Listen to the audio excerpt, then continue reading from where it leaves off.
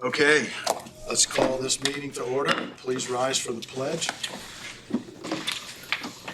I pledge allegiance to the flag of the United States of America and to the republic for which it stands, one nation, under God, indivisible, with liberty and justice for all. Good morning, everyone. Good morning. Valerie Schaefer from the Economic Development Corporation is here. What have you got for us today, Val? Well, thanks for working me in. I've got to head over to Indianapolis shortly. We have our annual regional luncheon with Indiana-based site selectors that will be talking about what's going on within East Central Indiana, and each county will have an opportunity to highlight what's going on here. And then I head into the Indiana Economic Development Association conference, where we have some national site location consultants coming in for some continuing education and networking and promotion and things like that. So it'll be a busy couple of days. Are there things going on here? There's a lot going on. I've got a lot to talk to you about today.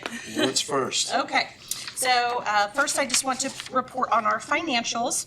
On page 5, you'll see our treasurer's report.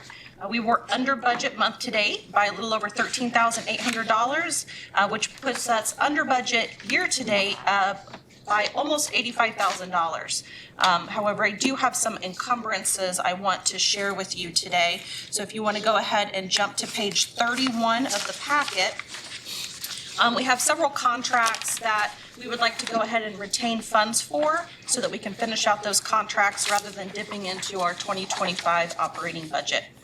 So the first one is the Heartland Environmental Associates. That is a $28,000 contract directly related to the blight elimination program. We've already received $28,000 from Consolidated Edit that we're holding for all of the asbestos inspections that have to go along with the demolition of properties. So there might be a little less than $14,700 by the end of the year because there are currently some inspections going on, and we may make an additional payment by the end of the year. Iron Gate Creative, we are working with them on our Home and Wayne rebrand. So with that comes a website refresh and some additional photography that we need to capture so that we have a lot of good imagery all across the county in our marketing. And so we'd like to encumber $18,000 from our marketing line item for next year. And then we have the Make My Move mover incentives. We currently still have $37,500 that have been transferred into our Make My Move savings account that we want to retain so that we can continue to pay movers as needed. It'd be silly to return that and then ask for it back at the start of the new year. And then we do have a contract from last year still in place with $2,050 that needs to be paid out to Iron Gate Creative for the first phase of the Home and Wayne rebrand that we hope to wrap up in January. So all in all, we want to retain $72,250 from our 2024 operating budget. So 12,000 under budget in net. Yes. Yeah. Mm-hmm. So you would be returning about $12,000. Possibly a little more because we still have December financials yet. Okay. The and encumbrances for you is a little different than an official encumbrance for out of the county's budget. We've transferred this money to you for your operating budget, and ordinarily you return what you have not spent to the Consolidated Edit Fund. But in this case, you're just asking, because you have contracts, asking to keep that instead of returning it. Yes. So it'll be in addition to your 2025 budget. Yes. And speaking of your 2025 budget, I think Bobby got that number, so it will be advertised for an appropriation on the council's first meeting, January 2nd, Thursday, January 2nd will be when they'll be addressing that, correct, Bobby? Correct. Okay. So we need a motion to allow the encumbrances. So moved. Second. I keep eating you. Second. That's a little slow on the trigger today. So we It's motion and a second. Any further discussion on the encumbrances for EDC? If not, all in favor signify by saying aye. Aye. Opposed, same sign. Motion carries. Okay, Thank you. what's next? One other item related to financial matters is that the board approved the establishment of a Wayne County Blight Program savings account so that we can keep all of those funds separate. So I'd like to have continued conversations with you all about how we want to draw down those funds. Remember, we have $390,000 earmarked both from consolidated edit and county edit, and we'll want to, do a draw of funds, maybe $100,000 at a time, so we have the funds ready to disperse and reimburse the communities as homes are demolished. And so we have advertised that as part of the appropriation from county edit for 2025. That too will be on the council's agenda for the January 2nd meeting. All right, that sounds good.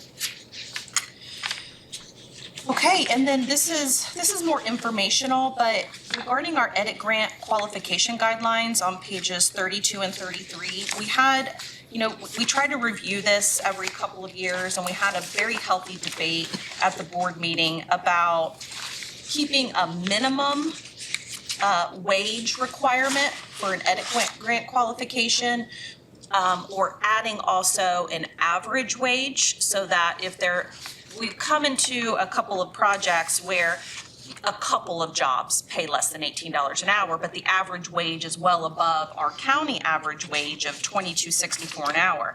And so it disqualifies those companies from being able to qualify for an edit grant altogether. We couldn't really land on a number if the county average wage was high enough, or if we should aim higher and maybe say 80% of the state average wage, which is a little over $28 an hour. So there's more debate to come on that. I didn't feel like we landed on anything solid to move forward for approval yesterday.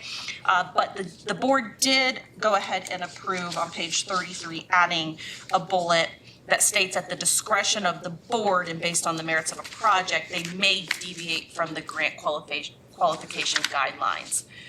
That will give me a little bit of leeway when we have really big projects that may not necessarily meet these qualifications to take to the board for their approval of going ahead and offering an edit grant. Okay, so that 18 is down. Wasn't it at 20 before? No, it used to be 16. Oh, And before that, it was A couple just years ago. 1.5 times. I'm sorry, 2.5 times the minimum wage in Indiana. So we've continued to raise it, and we want to continue to make sure that the edit grant is encouraging higher paying jobs, so that we're rewarding companies that are trying to elevate wages here in Wayne but County. you averaged more than 18. Yes, oh yes. You've Mhm. averaged over 20. Yes. Yeah, recent projects, average wage have been $24, $25 an hour, Right, as okay, high that's- as that's where I had $35 the an hour. Mhm. The wage was beginning with a 2 in my mind, but I thought that was the requirement. So it's going to 18 or And so- wageable. So the issue being, if an employer of 100 has 2 people that mow the grass and they get paid $15 an hour, under your current guidelines, that would eliminate Yes. them from an edit grant, even though the other 98 made $30 an Yeah, hour. that's correct. And we recently had a local business that has 2 apprentices that pay less than $18 an hour, but they get to $18 an hour within a year, but they don't qualify. Okay. Yet the company's paying for their full college education. So there are circumstances like that where we need to be able to have some flexibility.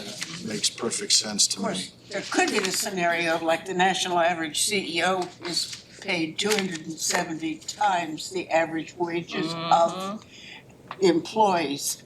I would hope that CEO wouldn't be making 270 times the average wage of everyone else. Yeah, that So can it's- definitely fluctuate and tighten that average Yeah, wage. the gap has gotten really enormous in recent years. So I share this to let you know that the board will have continued discussions, and I'll bring back to you maybe next month a more solid recommendation on the wage threshold. Okay? And then I do have a funding request on page 34. from the town of Centerville. Kevin Slick, the town manager, was at the board meeting yesterday, and we had a lengthy discussion about the challenges with their electric grid.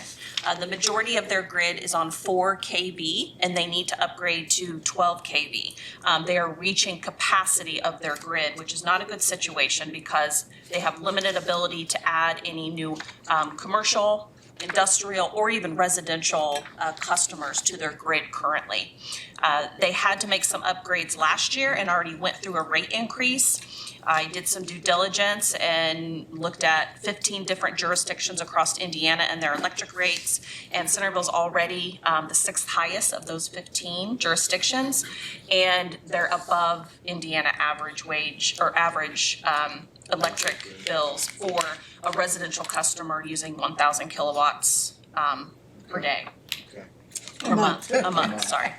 And so Centerville, they were proactive and they secured a federal grant through the Build Back Better program of $744,633. But you can see they're required to have a match of $285,440 for that federal grant. They're very eager to secure the local match because they're worried with the transition of administration that some of these programs may go away, so they want to get everything executed. And so it was the board's recommendation that because this is an economic development issue, because we have our new housing accelerator program launching soon, and there's a couple of potential subdivisions that can be expanded in Centerville, that they essentially wouldn't be able to add houses to the grid. And so this is very much a concern for their community. And so it's the recommendation of the executive committee that we use consolidated edit funding to pay for half of the match, which is $143,000 to support this. Centerville has not come to us with any type of financial request as long as I've been in this leadership role at the EDC, and so they continue to be a very strong partner in economic development, eagerly approved their new 4-year edit contract, and so I would advocate for us to support them in this endeavor. And the Consolidated Edit Fund is standing well enough to take that contribution of 71.5. Yes, and so based on all of our existing obligations, that also includes, the EDC's 2025 operating budget.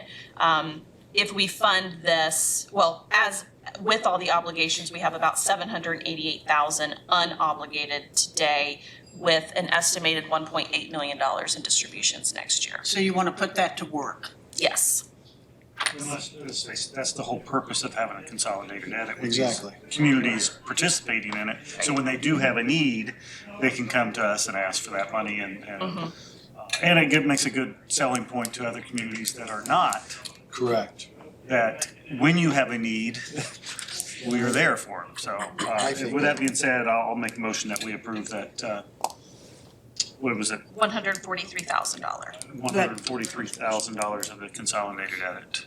But one half from Consolidated Edit, right? No, that is one half of their $285,000 need. That's one. Oh, 143 so is half. 143 So they still have to come up with the remaining from Consolidated match. Edit, but it Correct. still remains healthy to allow Oh, for yeah. other projects going forward. I'll second.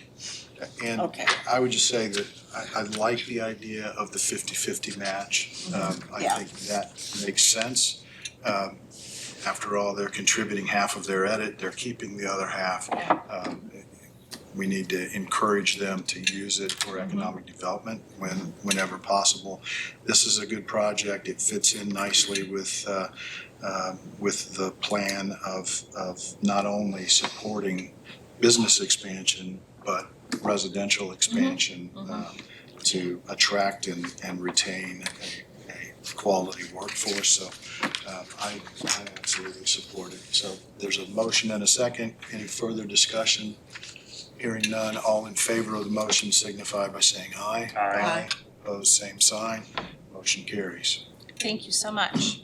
The last thing I wanted to report is a follow-up of the discussion that you had at your last workshop regarding the blight bundle for our Ready 2.0 projects.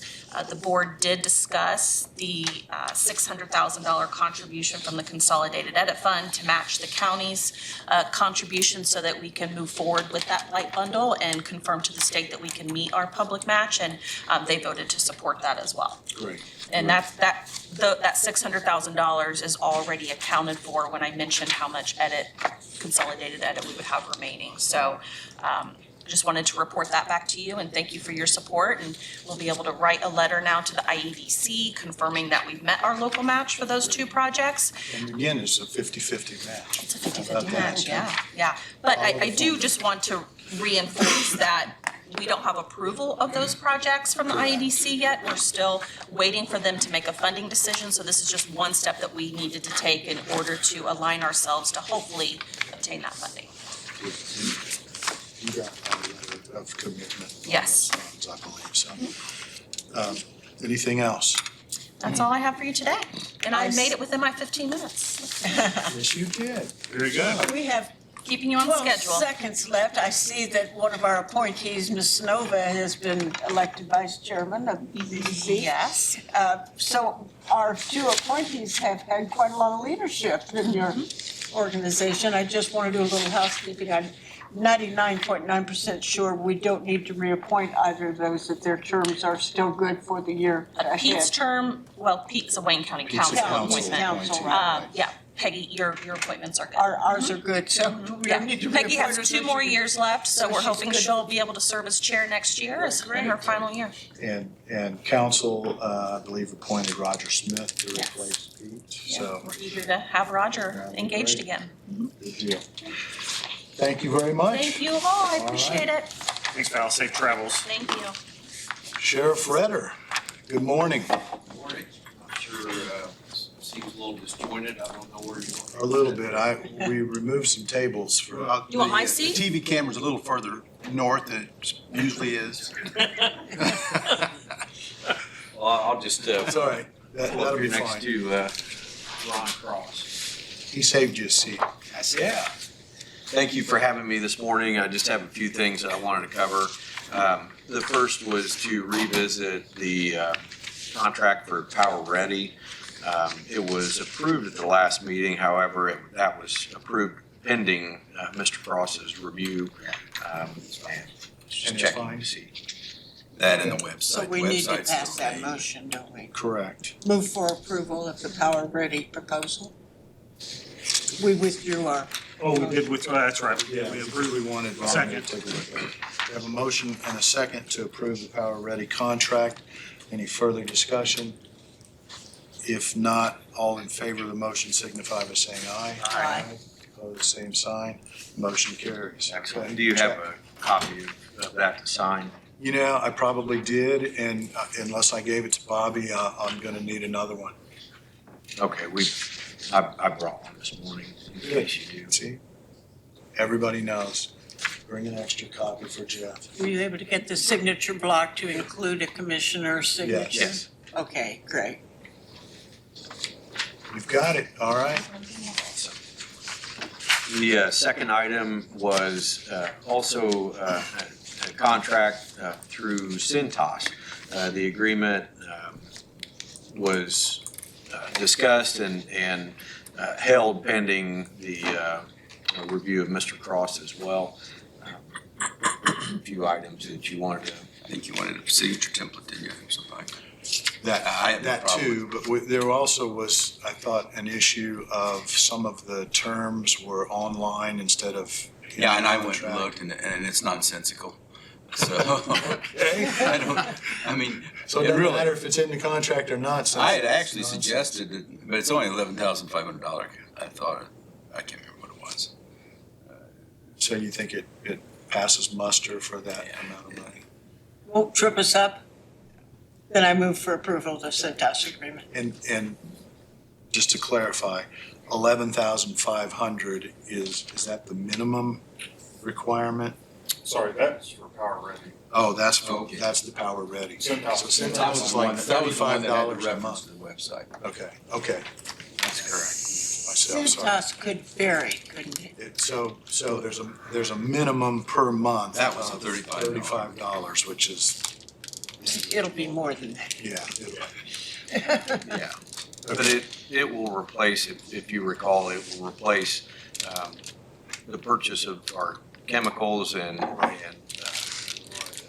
And they cleaning stock, goods, and they stock things for you and check correct, and see. as what opposed you to have us for doing it you. ourselves, Okay. yeah, And so it's gonna save you a lot of staff time. a lot. Okay, so is there a I motion to move that. approve? Second. And a second, any further discussion? If not, and we have a copy of that one, thank you. All in favor of approving the Cintas contract, signify by saying aye. Aye. Opposed, same sign. Motion carries. The third item that I have is something new. Excuse me. It's a request for a contract for Police Reports AI. Police Reports AI is, as the name implies, it's a artificial intelligence report writing software that is again, like the Cintas contract, is a significant time saver for us. And I'll let Chief Deputy Moore, I'll let him speak to some of the capabilities of the program. But what I have seen, and actually we had a situation where we've been using a demo of this program just to see what its capabilities are. I literally had a deputy that was on his way to a call. He began recording and narrating some of the different aspects of the call, and continued his narration to the recording of what he observed as he came into the scene, and did a short follow-up when he completed his time there. And it literally, within seconds, then had generated a report for him. Obviously, he has to review that in detail because we're responsible for everything that is documented. But the time savings on that is just phenomenal. Literally taking something that's happening in real time and reducing the hours of time that it takes to formulate a report after that. And even if he had typed in the information later, he would still have to go back and review it and make sure he had That's correct. mistakes, right? Yeah, absolutely. The other thing is that we ensured and would stand for nothing less that this is CJIS compliant. So that means that it's compliant with all security aspects to make sure that any information that we utilize within the program is maintained at the highest level of security that government requires. And so it meets all your accreditation standards and everything? Correct. Okay. Correct. And it's compatible with our computer system? Yeah, that's not an issue. It'll, basically, as he said, you recite, it does the transcription for you. So you see a literal transcription, and then it generates the report off of that. And in addition to that, it can, we haven't seen this portion of it yet, so I'll call it vaporware, but they're talking about it, where if you associate charges with that, then it'll say, it'll look at the charges and then look at your report and say, well, this charge requires that this certain thing happen, and that's not in your report. Wow. And even the reverse, it can look at your report and say, well, have you considered this charge based on what you've seen in your report? And they have the Indiana code loaded into it. I think that's a fairly new feature, so. Is this the software too, where you were talking about doing performance reviews and that kind of thing? No, totally That's a separate. training That's thing. the, okay. And this is not Chat GPT. This is totally secure. So we would definitely steer people away from a public thing and only use CJIS compliant. Also, I'll only mention this because it's been in the news. Axon has a similar product that works from their body cameras.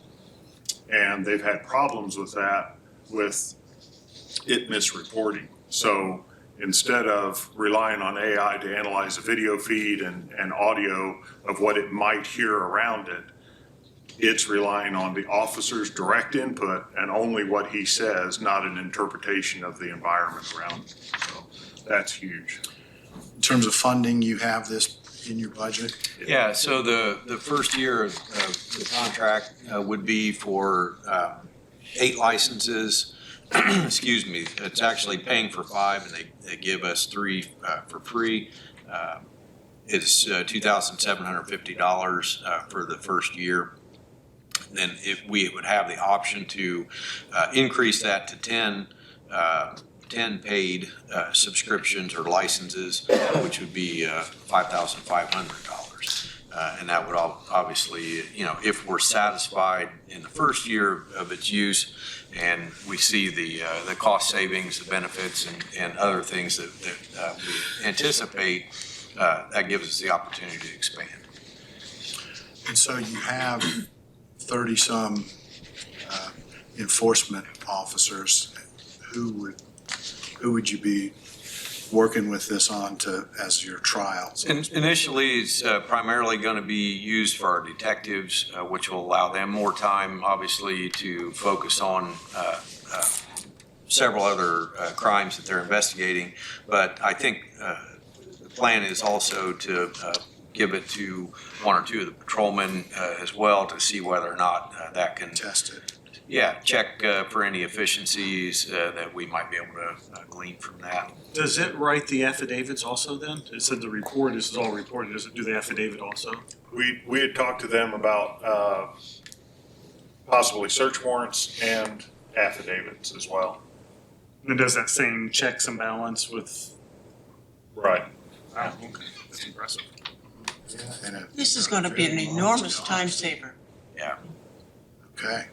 So, have you heard enough? You have other Yeah, questions? I'll make a motion to approve this The contract? contract, Ron, have you had a subject to chance Ron's to? review. but- $2,000 a year?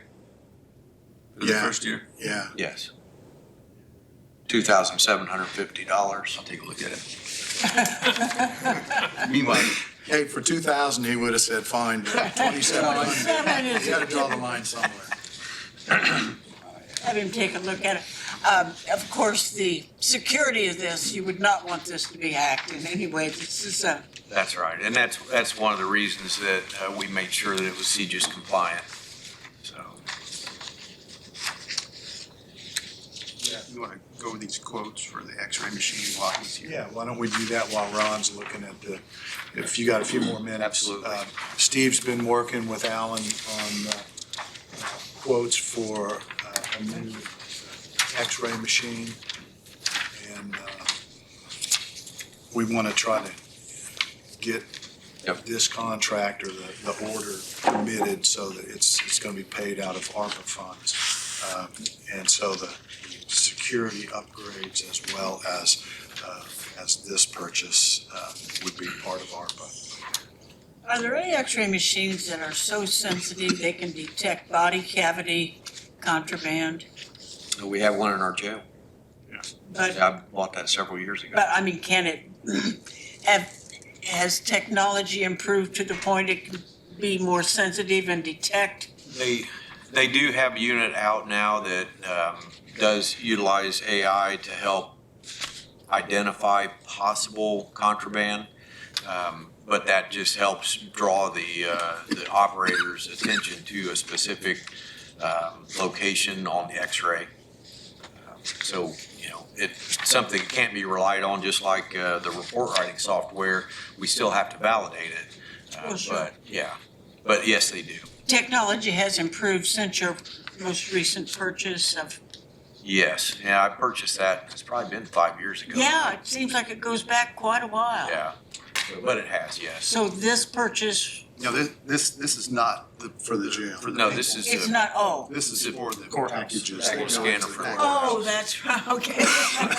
Inanimate x-ray. correct.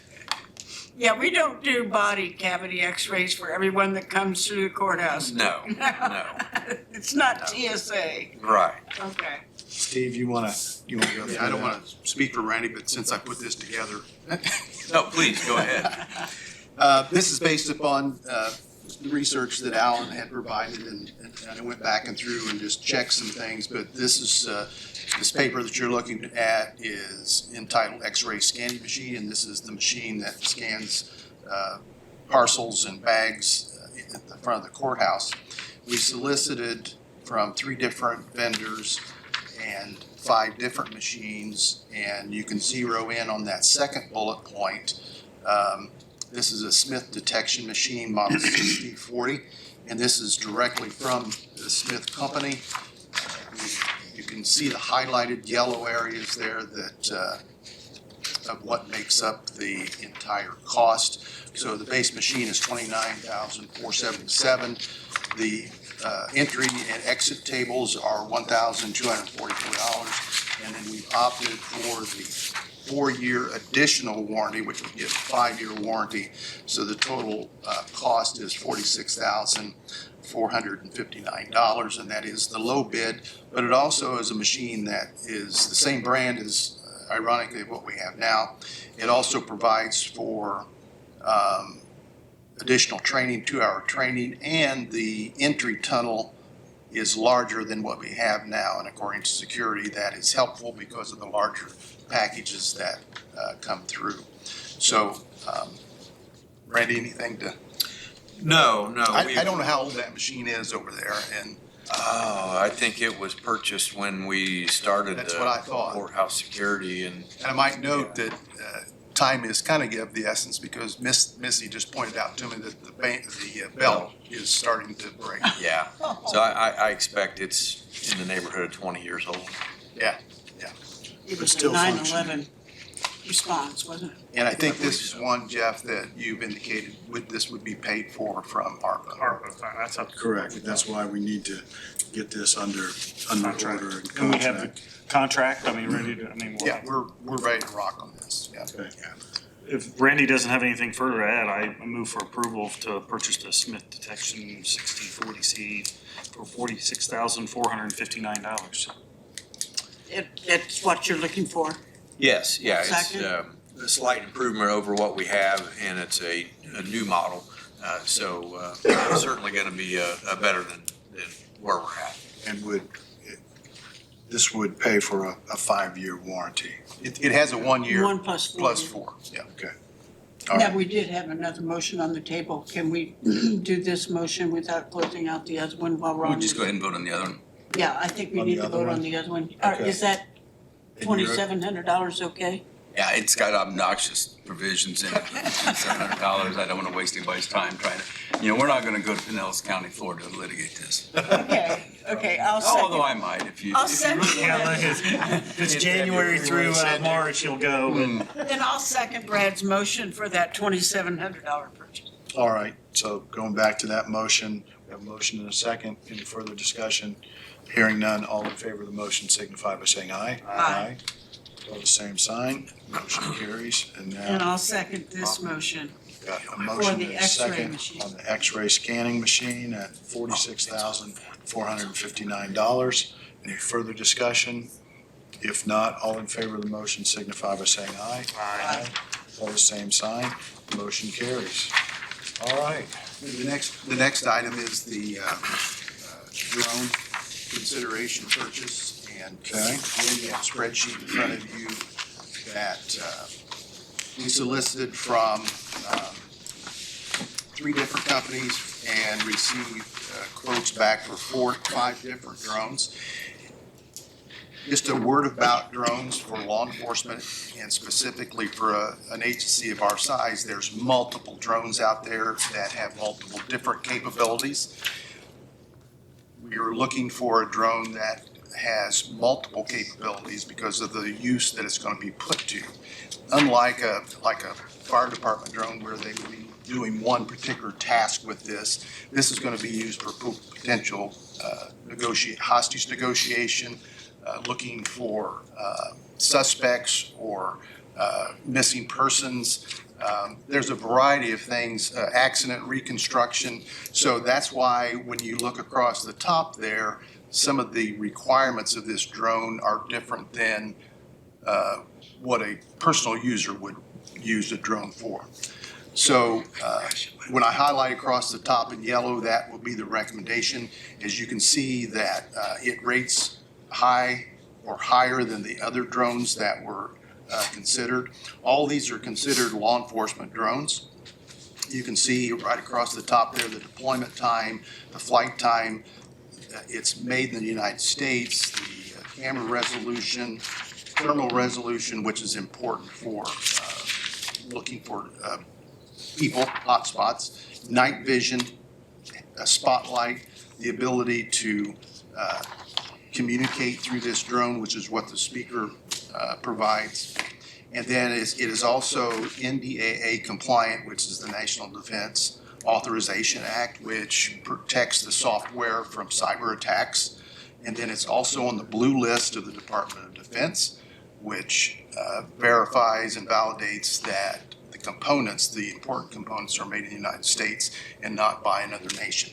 So this is for 2 drones at $57,385.14. And this is, No, that's No, for for both both of of them. To the pair. and this is being paid out of opioid money that's already Months ago. approved, and they already have Plus the a money. little bit out of So I commissary. think we approved 55,000 of opioid money, and you're gonna pay the other $2,385 out of commissary or some other account, whatever. Yeah. Whatever account. I guess my biggest question is we've heard from Steve, I want to hear from the sheriff Yep.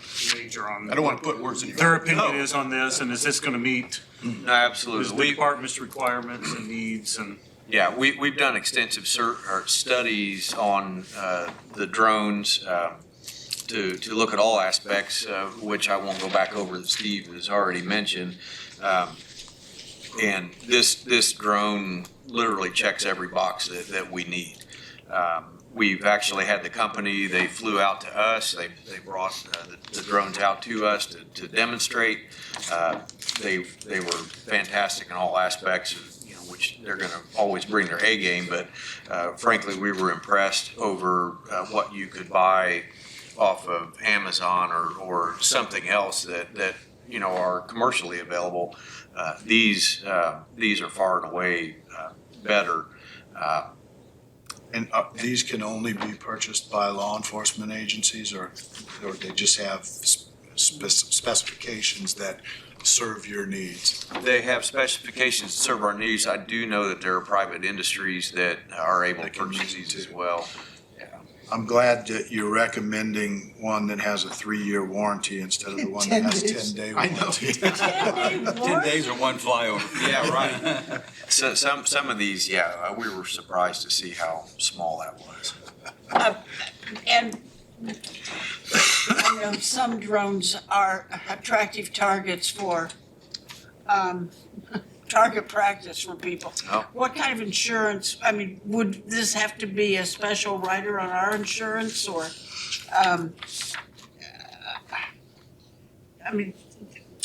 drones do get damaged. They are at risk of being damaged just because of the job they do. Did you look into insuring these? I didn't look into insuring, but this particular company, this price includes extra propellers.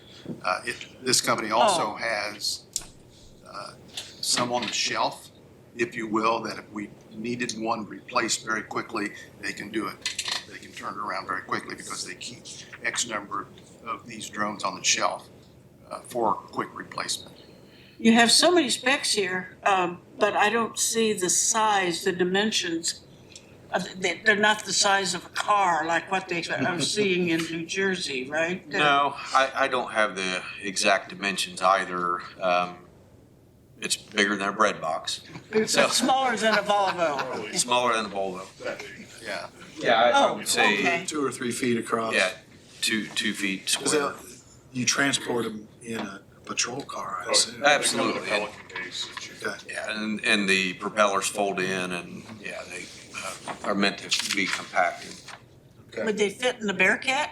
Oh, absolutely. Okay, because that could very well be how it would be transported in a 100%. situation. we plan to use that in a tactical sense as well. Right. And I think that it's important for the viewing audience to know how important these are for law enforcement agencies. We, not to speak for Randy, but these are used almost daily now, it seems like, for all kinds of different avenues, and for the sheriff's department to have one to their exposing, for their use instead of relying on other agencies is a tremendous asset and time From saver. the time, the time value of having immediate access to it. That's right. Yeah, probably one of the biggest things that we could use them for, would be the search and rescue that Steve mentioned earlier.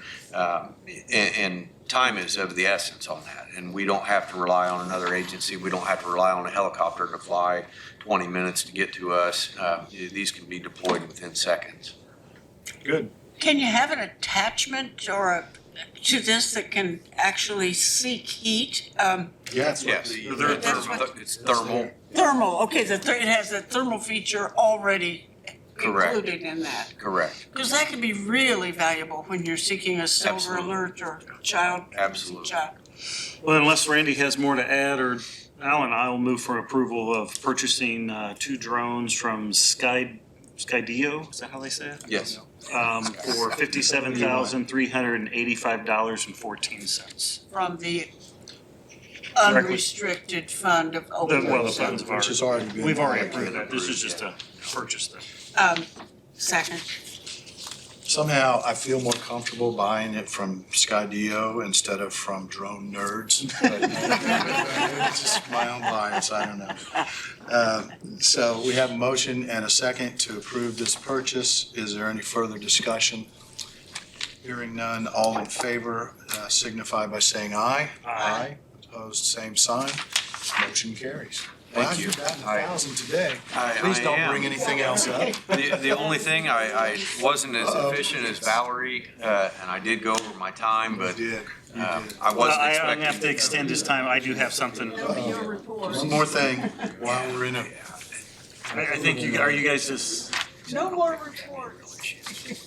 I didn't know she talked to council much. what is it? well, I was waiting for them to finish so that we can. I'll double check. Sorry, thank you. Nobody does anything by December 31, and the contract is under its present term, so that's. And you're signing those contracts. Is it just for the president to sign? Same sort of Yes. services, so I sort of. Those are all 3 Okay. signed. They did. Let's make sure we get copies for the auditor's office and they have copies, okay? Okay. Right here on the corner. Okay, well, yeah, I'll look at it again, I'll call you. I don't know what you guys were discussing. Were you discussing the donation? Are we good on that, Ron? Now that I saw your email string I and, think that. I mean, it sounds fine I with me. mean, I have no don't idea think- what account numbers mean anywhere unless, Right, but we approved. we have that resolution in place. Exactly. Or the home rule ordinance, home rule ordinance. March or April And it's this just a year. matter of getting it disseminated to the auditor's office and so they understand how it works and then out to our department heads. But yeah, we can make that work. Okay. Yeah. And you need to do that like Now, today, yeah. right? So, let's go ahead and have that discussion. If you and Alan, while you're here, want to talk to the auditor and make sure everything's in place. If not, bring him back in and we'll sort through it. 'Cause Well, I mean, you need to do it today. As I understand, you're tomorrow. gonna use a credit card to purchase toys that will be paid. Out of these The revenues donations. of which will be offset by private donations, which we Correct. have the resolution addresses. Correct. And so all we would want the understanding of the auditor that when those revenues come in, they'll be applied to the account pay it out to of that reimburse the credit card Right. expense. Okay. So it's a wash in that And regard. no appropriations are required, no approval through council or commissioners. It's just donations in. Well, if you read our resolution, the commissioner, it's supposed to be reported by the auditor to the commissioners. if it's a restricted use, which this would be, and then the commissioners have to approve the restricted use. I don't think. Can we approve that now? So we want to approve the restricted use of the sheriff's office, accepting donations Purchase of, for the purchase of, and talk a little bit about what you're doing. Yeah, so what we're doing is it's a community benefit to needy families during the Christmas holiday season. It's not just purchasing toys for the children, but we're also purchasing clothing for the children as well as food for the children and their families. So it's certainly a zero gain to us, but definite gain to the families that are affected. Absolutely. And Absolutely. so covers those three things. So I would entertain a I'll motion make that to motion that we allow approve this the purpose for Sheriff's Department donations. to use restricted donation funds for purchasing of clothing, toys, food for those families that have been designated to receive those. Okay, it'd be helpful maybe if you send a copy of that again to the auditor and maybe. Second, we have a motion and a second. Any further discussion? And I guess, I don't know if I have to, I'll have to make full disclosure that my company did also donate to this fund. I don't know if that's appropriate. So It's not I just wanted to disclose to make sure there wasn't any Okay, conflict that I made the motion that I also donated, so. it's not a conflict. Now, if you were accepting a check, that would be a conflict. Nope, it was, I donated, so. Okay, so we have a motion and a second. Further discussion? Hearing none, all in favor of the motion signify by saying aye. Aye. Opposed, same sign. Motion carries. Thank you. Sounds like a wonderful project, and thanks Thank for you doing very that. much. Absolutely. Okay, we have a few minutes before our bid opening, so let's go to Tim Smith. Hello, hello. Hello. How are you? Good, how are you? Not too bad. I believe each of you got a letter of recommendation. As we discussed a couple weeks ago about the vacancy I have on my Property Tax Assessment Board of Appeals as a member. And I was presenting Robert Hobson as our local real estate agent, broker. I served with him on the Crown Hill Cemetery Board. Somehow find myself on the board of a cemetery these days, and but anyway, I started serving with him, and when this opening came up, he came to mind, and so spoke to him, and he's willing to do it. So I thought I would present him and his credentials to the commissioners and see if it's a possibility to have him appointed to the board. And so that's your recommendation, and That's just then my we would recommendation. vote to whether to confirm his recommendation. Right, and I think what we need to figure out is what types of waivers, if any, that will have to be authorized in the appointment. Okay. I don't think the gentleman has the levels, No. so that would be the one.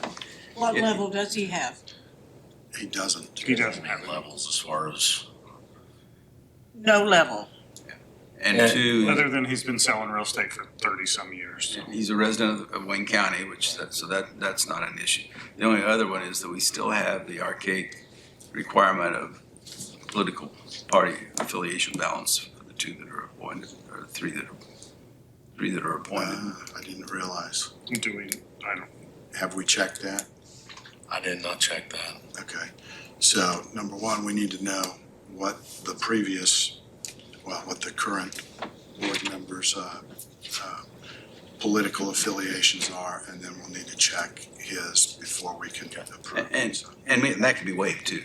No, it can be waived? Well, Yeah. that's, Really? let's just appoint it and get it in the waive if that's, Even Well, that's the more than- thing, I mean, they have, it's strange because, again, I'm not an attorney, but when you read those laws, it's like, okay, it's this, and this, but you can, like the level 3, you can waive it, and the reason they do that is because level 3s are not just everywhere. Unless they work in an Exactly. assessor's office. Exactly. And then you only have one employee on your, Yeah. of the office on your Peterborough team. Is he willing to study, take exams for level certification? I did not discuss that with him. You're Did you talking- discuss the importance of attendance at Peterborough meetings? He's not gonna have a problem with that. I have known Bob for over 30 years. He's a good pick. Yeah. Won't have a As I problem. explained in the letter, I just thought when we have an appraiser, a licensed appraiser, we have someone that was a level 3 that worked for 30 years in the county assessor's office as a commercial industrial appraiser and residential. I thought might be a good, as I said, I think a trifecta of knowledge would be a broker. You have it from all points of the real estate world, that would be able to be a well-rounded, board. Does he do mostly commercial? He does both, I believe, but probably mostly residential. Mostly residential. Probably more Mostly residential. residential, but. But he also has commercial experience? Yes, some But your cases are mostly residential? commercial, Oh, mostly commercial. right? Do you have commercial expertise on the board now? Dave Yes. Fredberg. Okay. Plus I have the Nexus group that I work, have an attorney and also have one of the representatives. So you don't want for Plus commercial? I'm a level 3, of course I'm a non-voting member, but I'm the secretary of the board, so. Your commercial expertise is not lacking then? I'm not probably the best in the world at it, but, But you Nexus have and others that attorneys are. and, oh yeah. No, I know my way around all that, so. so you feel that his expertise is what you need today? Primarily, a Peterborough member is to weigh evidence. They listen to the petitioner's side, they're gonna listen to the assessor's, evidence, and they weigh that, and they make a decision based on the evidence presented. It's a non-biased, I'm gonna And their present my decision is data. appealable to the IBTR, so. you know, Right. So it's- You don't like what the tax board, comes up with what their determination is, the taxpayer can move on. You can go ahead and do the approval, and I'll prepare a resolution with the necessary waivers after he checks on his political affiliations. Okay. And if so it's in that, non-compliance, just add that as a waiver. so is there a I'll make motion a to motion that that we effect? approve Bob Hobson to the, And grant And waivers granting for anything exceptions. necessary. Does he have any other county appointments? not that I On the know. county. His name is He was just so this- widely known. Yeah, I think of him sure. as a community Yeah, he's leader. Realtor of the Year this year, I think. He's been Yeah. president of the Realtors. He's a police well known, officer. sure. Yeah.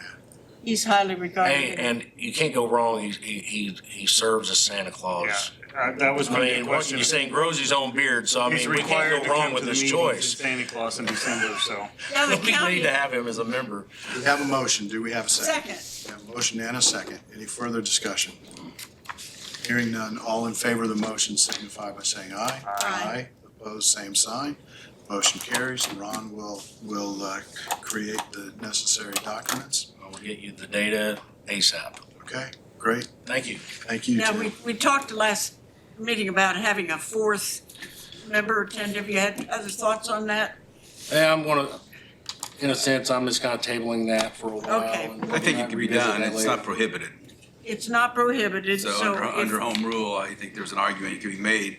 Again, finding that person who fits that niche is just like what we're finding. you think having a reliable member is going to Bradley. solve that problem? If that problem arises from another member, then it can be addressed in the future, I okay? believe this here will take care of barring sickness or something like that. I think we're going to have a very solid board now, so. So what do you say, you average meet quarterly? Yeah, 4 to 6 a year. 4 to 6 a year. Yeah. Yeah, it's not like. I'd a let the monthly problem manifest itself if this doesn't work out. If the problem has been solved, so be it. thing. Thank you. Nobody has. Thank you. Good day. Thanks, Tim.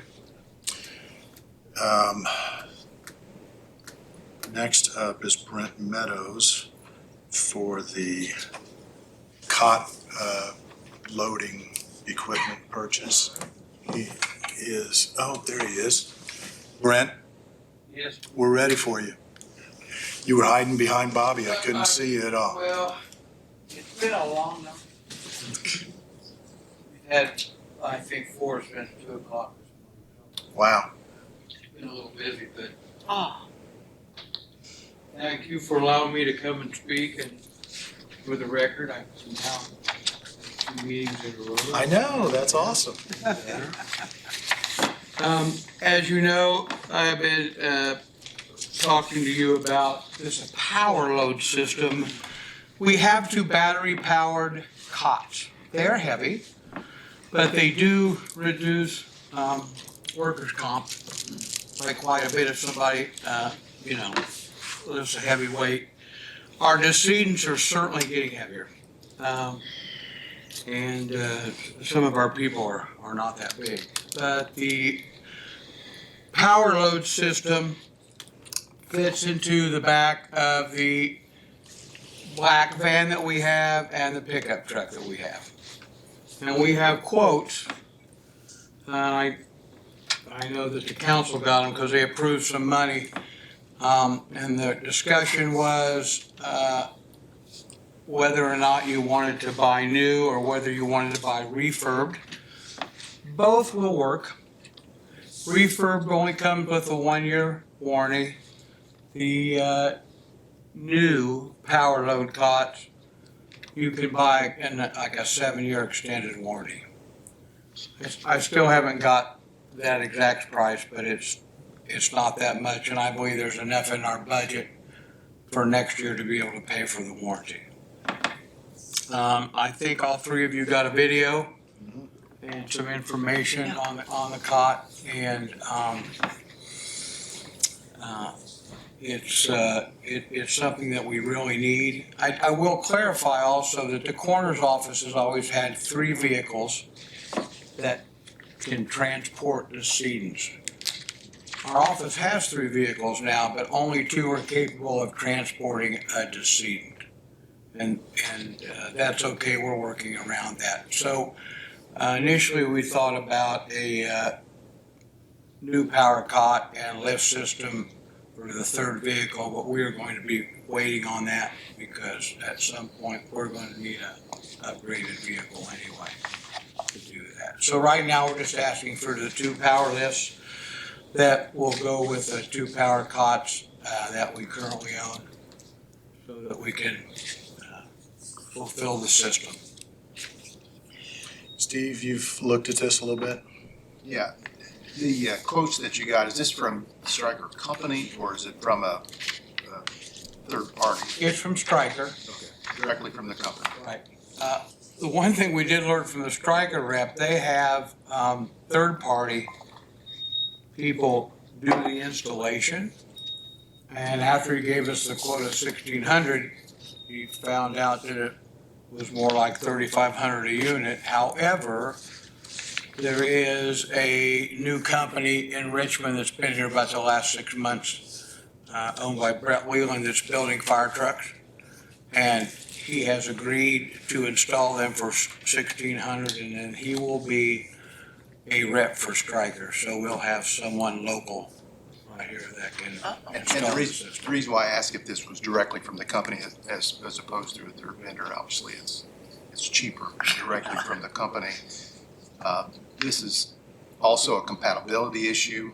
The cots that we have are Stryker, and this power lift hooks into those cots. It'll hook into other cots, if you will, but they don't guarantee the safety of it in the event of an accident or so on and so forth. Here, because of the locking mechanism into the Stryker cots, there's some provisions in their language that they guarantee it in a certain type of accident to not fly off the power handle. I'm trying to remember, it seems like we only bought one bariatric cot a few years back. Do you have both bariatric and non-bariatric You cots? actually do not have any bariatric cots that I have found. You have- Oh, we bought one. Yeah. Well, it may have, it's possible it could have been what I call the funeral home style cot. It's not a lift cot, but the new bariatric cots that are out there require some different some upgraded lifting systems and some loading and unloading, but I have not found a bariatric cot. Really? But this lift system does 700 pounds. Yes. Yeah. Yeah. The current one will do 700. What happens with the bariatric cot is that, for a lack of a better term, there are wings that you can put on it. And then there's additional systems because it's also, bariatric cot requires additional loading systems. This But- was not cheap. I would be very curious as to where that went. Well, I'll be more than happy to look into it if Yeah. you can get me the information. Okay. Because I have serial numbers and everything for the units. Where did the bariatric cot go? I mean, it was not more than, do you remember that? I don't. We can look into it, but I'm the only one that, you don't remember that, do you? You sure it wasn't in the discussion of the refrigerated unit that we needed the larger compartments? No, because I remember specifically, let's come back to that. yeah, because, I mean, do you have a bariatric cot? We do not currently have one.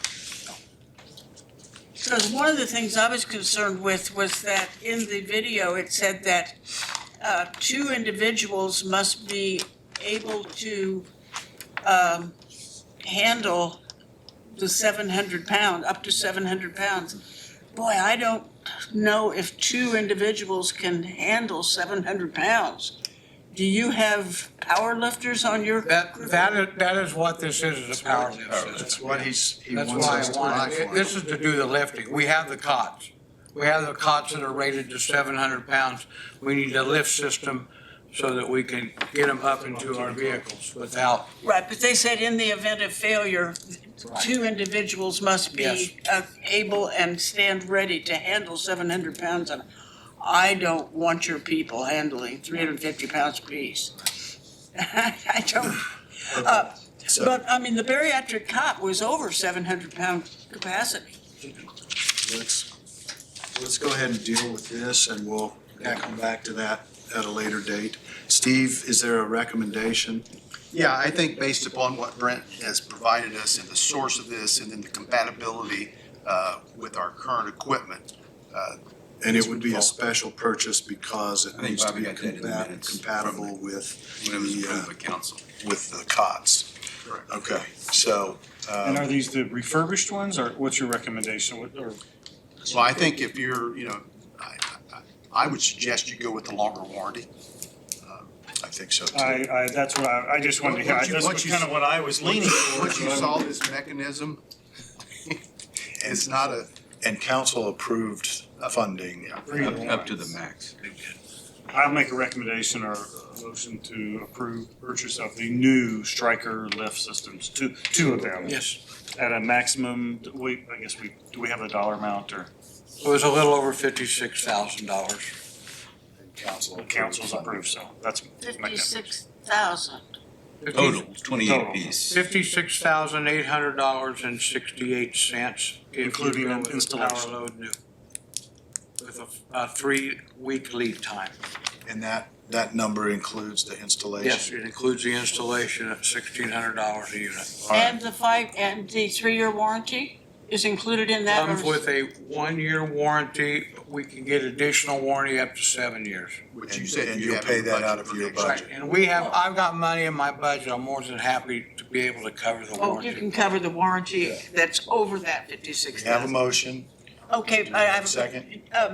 Reed has a lot more volume than you do, I would imagine. Do you know if they have gone with Stryker power lift? Yes, that's what we use. Okay, that's great. Okay, I second. We have a motion and a second. If there's no further discussion, all in favor of the motion signify by saying aye. Aye. Opposed, same sign. Motion carries. Thank you very much. All right. Thank you. I want to find you that bariatric cot, because it wasn't cheap. All right, it's time for our bids. So let's do the highway supply bid opening first.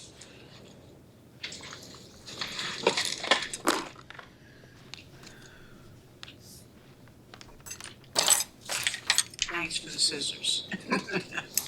Oh, my goodness. We might need 2 demo artists here. We have 2 bids that are coming due today. One for highway supplies and one for the elevator. You can tell which one's which. Is this all of them for, Oh, that's the start of the highway bids. but there's more, Yes. right?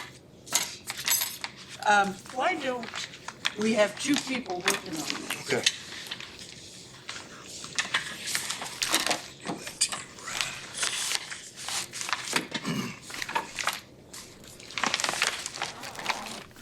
These are all highway bids? Highway bids. Okay.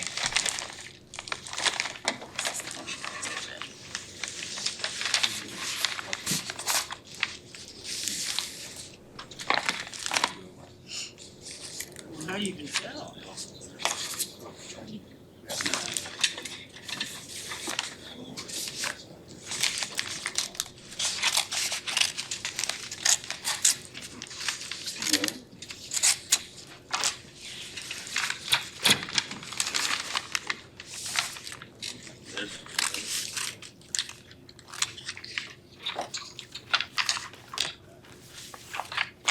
No other bids have been received in the office since we started our meeting.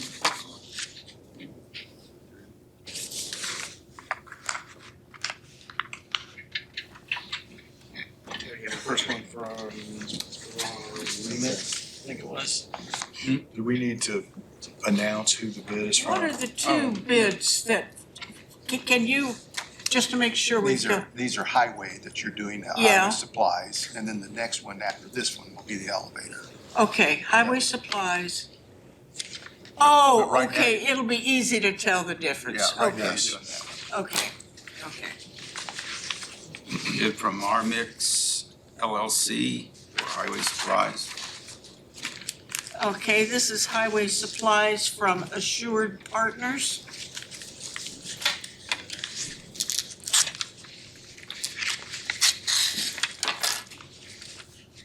Bid from Milestone Contractors LP for highway supplies. This is Barrett Hayden.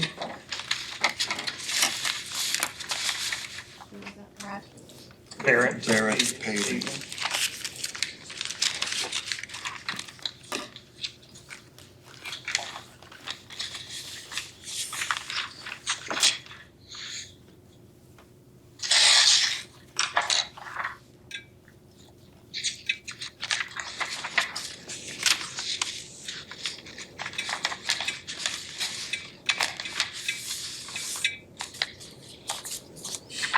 Bid from IMI for highway supplies.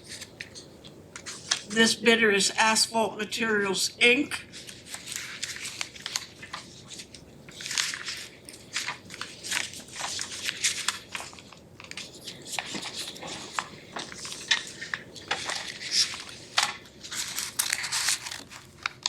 Marathon Petroleum Company.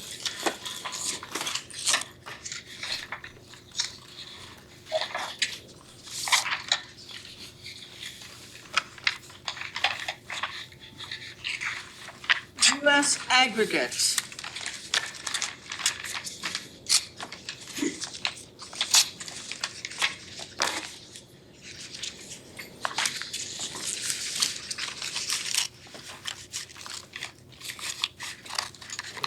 Asphalt material, Terry.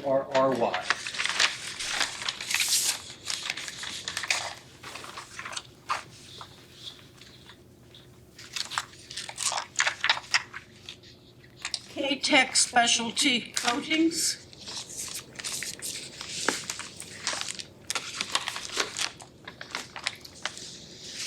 Want to pass these on open for you out? Brad's got it.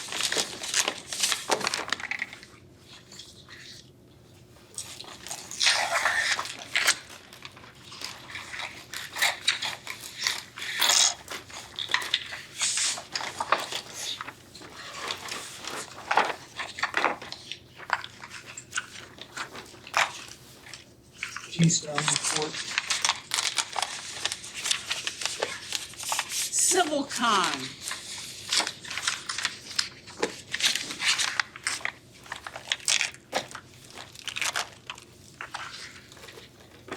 Petroleum Traders Corporation.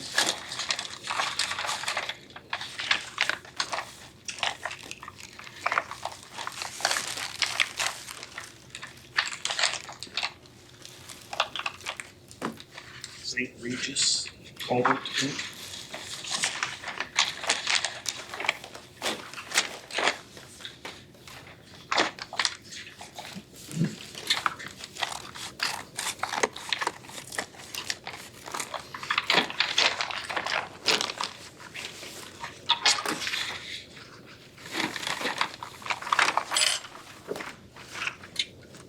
Oh, thank you. Agenda?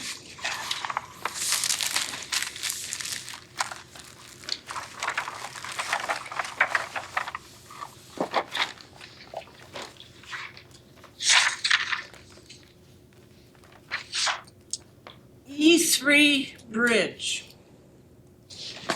Bedford.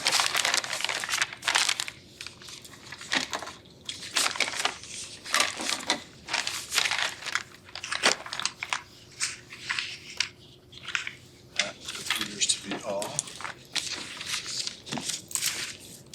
Do we have a motion to take these So bids moved. under advisement? We will take these bids under advisement. Second.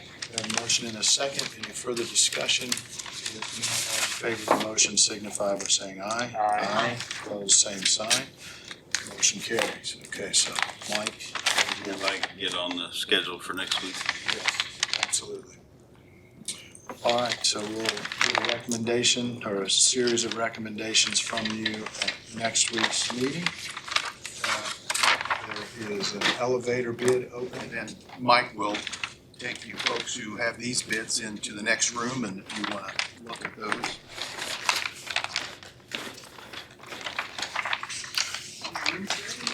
That's it.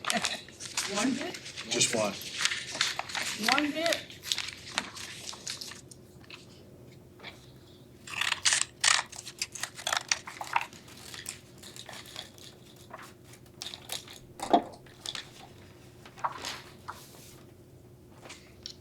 Regular bid is from Thor Construction Company of Richmond. Steve, you gonna take this?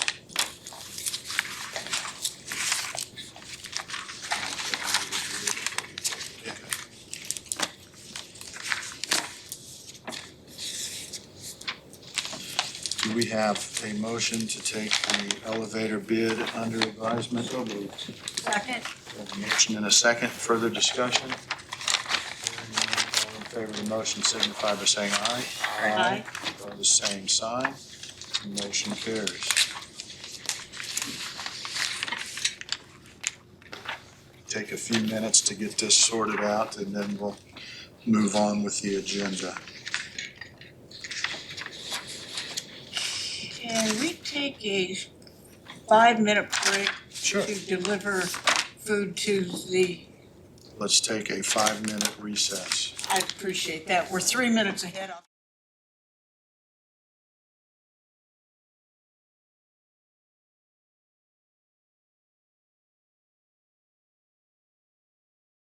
Meeting back to order.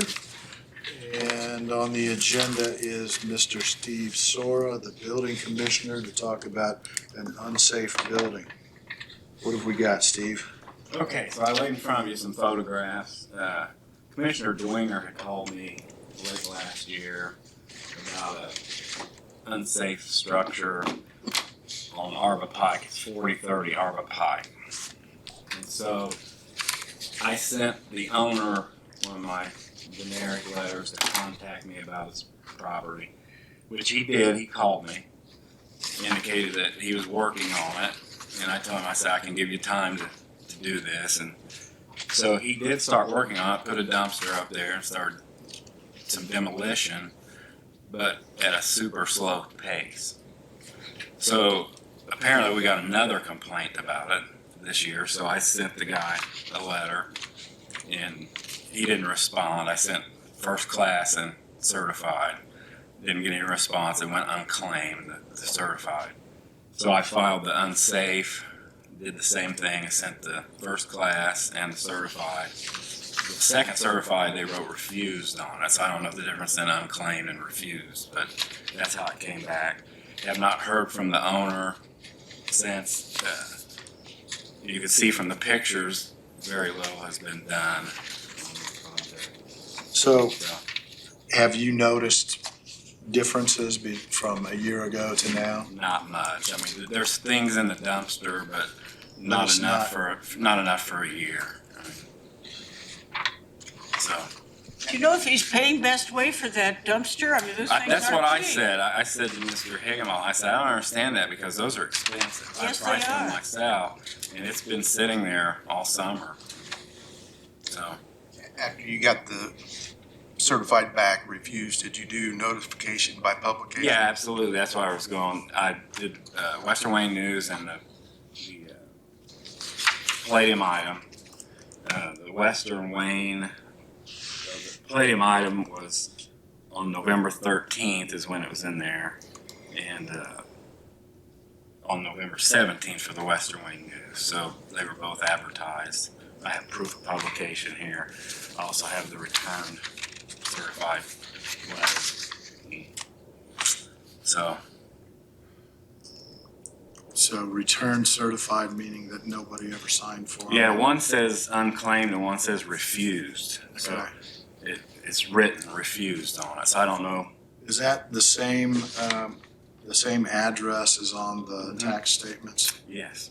Are the It's a tax- P.O. box, actually, yeah. Are the taxes current? They are, yeah. Where is And there's the, there's also no liens on the property, so. Okay. is the address local? It's a P.O. box in Centerville. for some reason. Centerville, okay. Yeah, And- but the and- property's north of Richmond. So this is a corner, two roads coming together here, or what? Is No, that it's in a driveway? curve. It's in a curve. Oh, okay. And that's Arba Pike, did you say? 40-30 Arbor Park.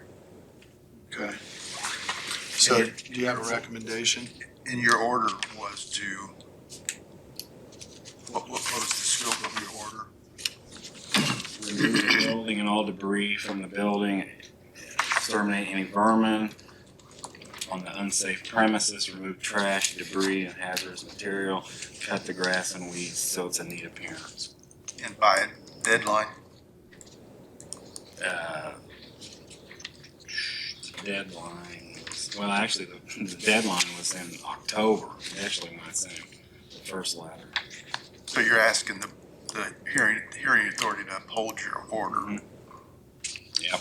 Which would mean that we would tear it down? If, Are you here for the meeting? no. Okay. And I'm assuming the unsafe building we're referring to is not the red and white one, it's the one in the back that's. I think both of them could be Probably unsafe. both. If you look at the, Yeah, it's in if you disrepair, look at the it's unsafe. Oh, on the opening on the backside. backside, Yeah, it looks that like the staircase is unsafe and it's open to the public to go in and out of, and it's just an unsealed building, so. And so what's your recommendation? My recommendation would be to remove the building and clean the property. Like when? Well, that's your order. His order, the context you're in now is just upholding the order or not, Or modifying the order. or modifying it. We need a new date, don't we? Yeah, normally I think we, like you guys would give the guy time to do this, and then we would, if he doesn't do it by that time, then you'd enforce it. And it's been a year, right? I mean, you've been working, I can't remember exactly when I got that Yeah. complaint that I talked to you about that. but, Right. I think 90 days would be reasonable at this point. And if not, then we could do the demolition of the building. I don't know what your guys' thoughts are. That's my, That's the dead of winter, though. Yeah, you normally Of course, bury you're not a doing fine barn. carpentry. You're just yeah, doing this is demo. destroying it, and the excavator can work anytime. And Yeah. Unless the ground's frozen. I mean, burying a barn in frozen ground is kind of hard. I mean, that's Well, what they probably wouldn't bury it, though. They'd probably haul it off. or burn it. that barn? You Yeah. don't think they'd bury it? I doubt it. The big barn? Yeah, they probably just tear it down and haul it off. I still stand by, we've gotten complaints from citizens, it's a year, Right, yeah, Steve's this was been working with complaint this. driven. I don't think 90 days is unreasonable to, On top of a year. I don't on top either, of the year that especially. we've already given him, so. Um, That would be my motion. So it's most common to carry away barns of that size? Yeah. For instance, the unsafe we did in Williamsburg, they hauled probably 20 dump truck loads away. Isn't it cheaper to bury a barn? It may be, Some yeah. things you can't bury. Yeah, some, Because even though we might bury it at home, but they're doing it professionally and they can't bury some of the stuff. Your motion would be to uphold the order Have to to uphold the remove order. and modify the deadline For 90 days, Withhold enforcement for 90 days. to allow him to remove it or make safe. I'll second March that 11th? motion. March 11th? Is there anyone from the public here to speak to this issue? I don't believe there is. So there's a motion and a second to If, uphold the order. Why don't you make it March 12th? That's 91 days. just in case you want to reconvene the hearing. It'll be on Wednesday. That's a Wednesday, March 12th. 12, Yeah. yeah, Okay. that's fine, that works. March 12th. I will I'll amend second my it. second. Okay, I you seconded, second. okay. Well, So it's amended to March the 12th, so 91 days. Any further discussion? Ron, any legal comments? Not yet. These aren't fun to file. I'm talking to Mike, or Steve, we're getting ready to file the Garden City one this week. But it's gonna take a while. I mean, the process is attenuated. Sure. Okay, we have a motion and a second. Further discussion? Hearing none, all in favor of the motion signify by saying aye. Aye. Opposed, same sign. Motion Yeah, carries. findings of fact, so we can. Let's do that. I'll read these off and you can. Okay? Okay, the first one is this hearing was required by issuance of the order. move to agree? Is that what you need? I'm talking about just the hearing. The hearing. I This was a understand, but required hearing. So. do we need to find these facts? Yes, Is that finding of okay? facts. So you We say, don't do this very often, so. no, we actually do it. We do it every time. No, we I'm did a- saying it doesn't come up. You don't appear before us Oh, no. very frequently. It happens through the BZA, but not to us. So So- we need to confirm that Right. with a vote. I move to confirm. All right, so The question is, this hearing was required by issuance of an order, which I move to confirm. Second. all in favor say aye. Aye. Opposed, same sign. Carries. And the second one is this hearing was held on business day no earlier than 10 days after the notice of the order was given. That is a true statement. Confirm. Second. We have a motion and a second to confirm. All in favor signify by saying aye. Aye. Opposed, same sign. Carries. Third one is this hearing was held upon written request received by enforcement. Move to confirm. Second. We have a motion and a second to confirm. Any further discussion? Hearing none, all in favor signify by saying aye. Aye. Opposed, same sign. Motion carries. Number 4, the person subject to the order has been shown to have substantial property interest. They're the owner and In this property. Move to confirm. Second. We have a motion and a second to confirm. Any further discussion? Hearing none, all in favor of the motion signify by saying aye. Aye. Opposed, same sign. Motion carries. the enforcement authority has demonstrated the property noted in the order is within the jurisdiction of the enforcement authority. Yes, it is. Move to confirm. Second. We have a motion and a second to confirm. Any further discussion? If not, all in favor of the motion signify by saying aye. Aye. Opposed, same sign. Motion carries. Okay, and number 6, the enforcement authority has demonstrated that proper notice, including contents, notice, expiration of the order was given to the person having substantial property interest. And that was the letters and the advertisement. Any advertisement? Move to confirm. Second. We have a motion and a second to confirm. Any further discussion? If not, all in favor signify by saying aye. Aye. Opposed, same sign. Motion carries. And the last one is the enforcement authority has demonstrated through testimony and evidence to substantiate the allegation that the property noted in the order is unsafe and corrective action is necessary for the health, safety, comfort, morals, convenience, and general welfare of the public. Move to confirm. Second. We have a motion and a second to confirm. Any further discussion? Hearing none, all in favor of the motion signify by saying aye. Aye. Opposed, same sign. Motion carries. Okay, and that was the last one, so I just need your signatures on here. All right. Over. Anything else, Steve? Yeah, I've got a couple things after Okay. briefly. Go right ahead.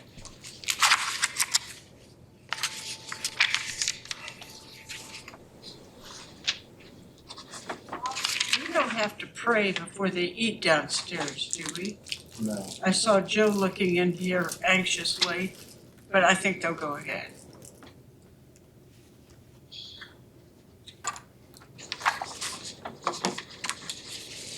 You designated somebody to kick it off. I did not. But Joe's in charge of it.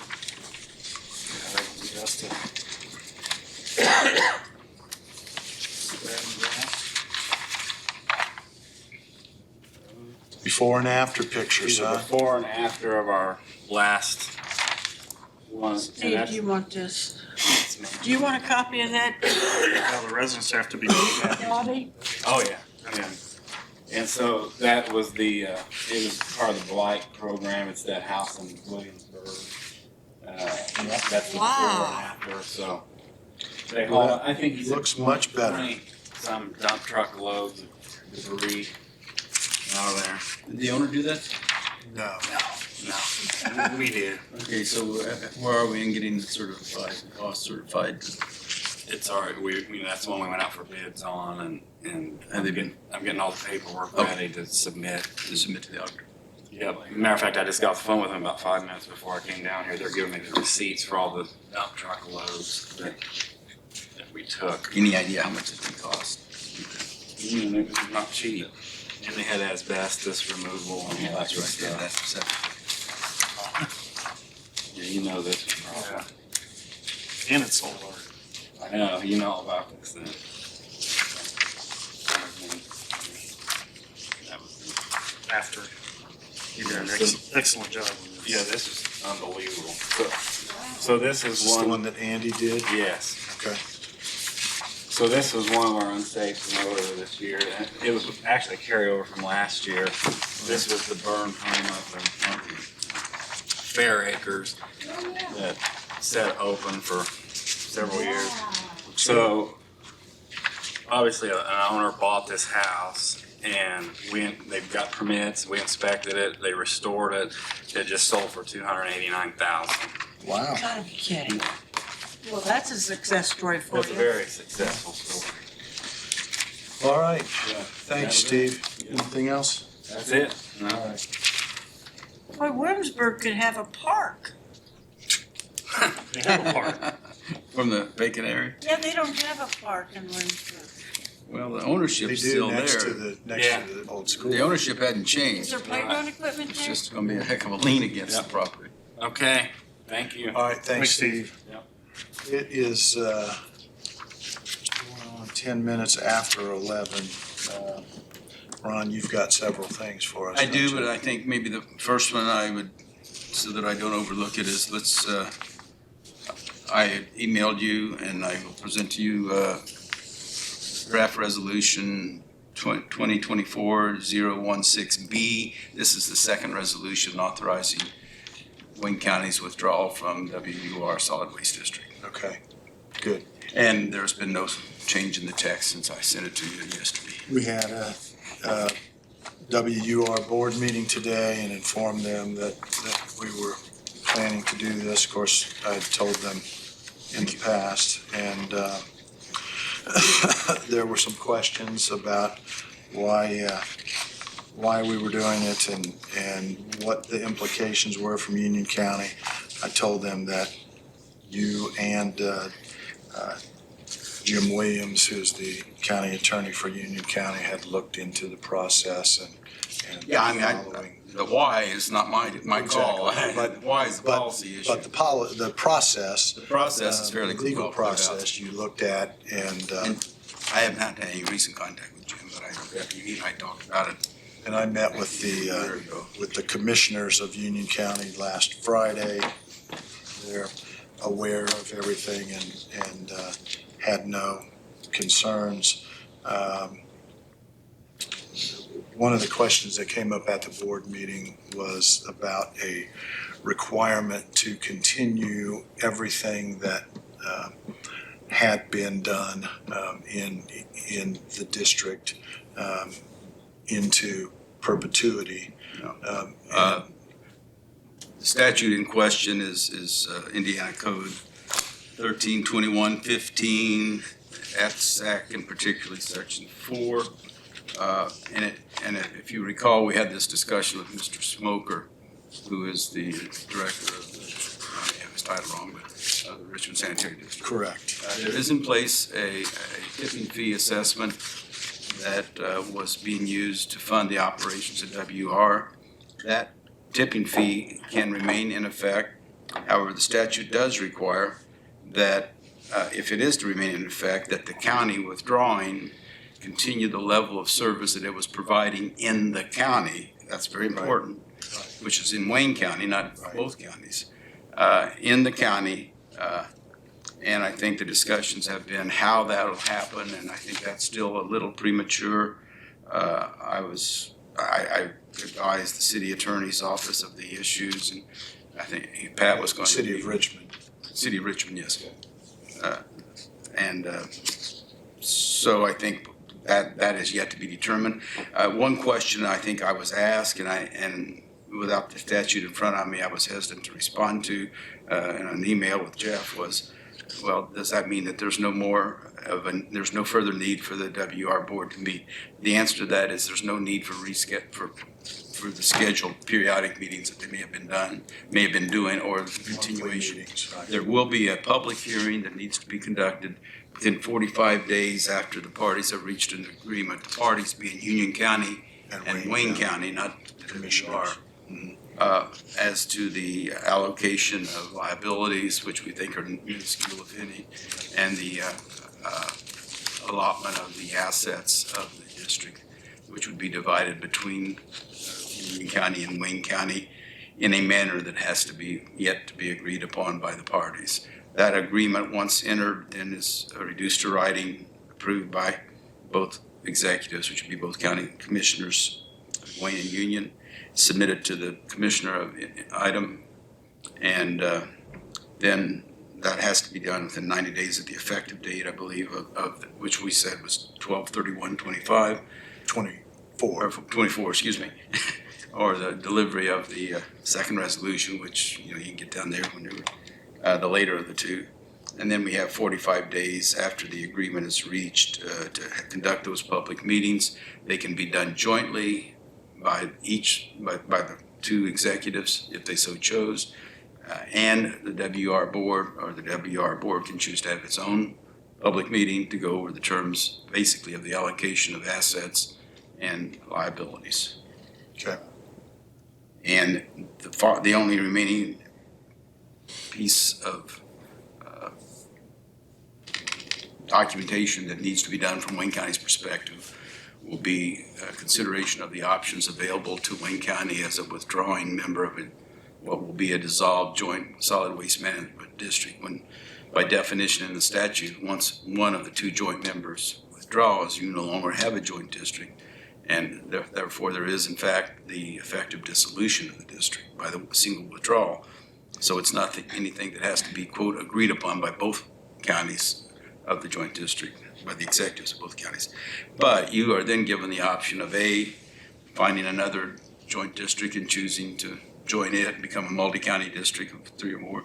B, creating your own standalone single county district.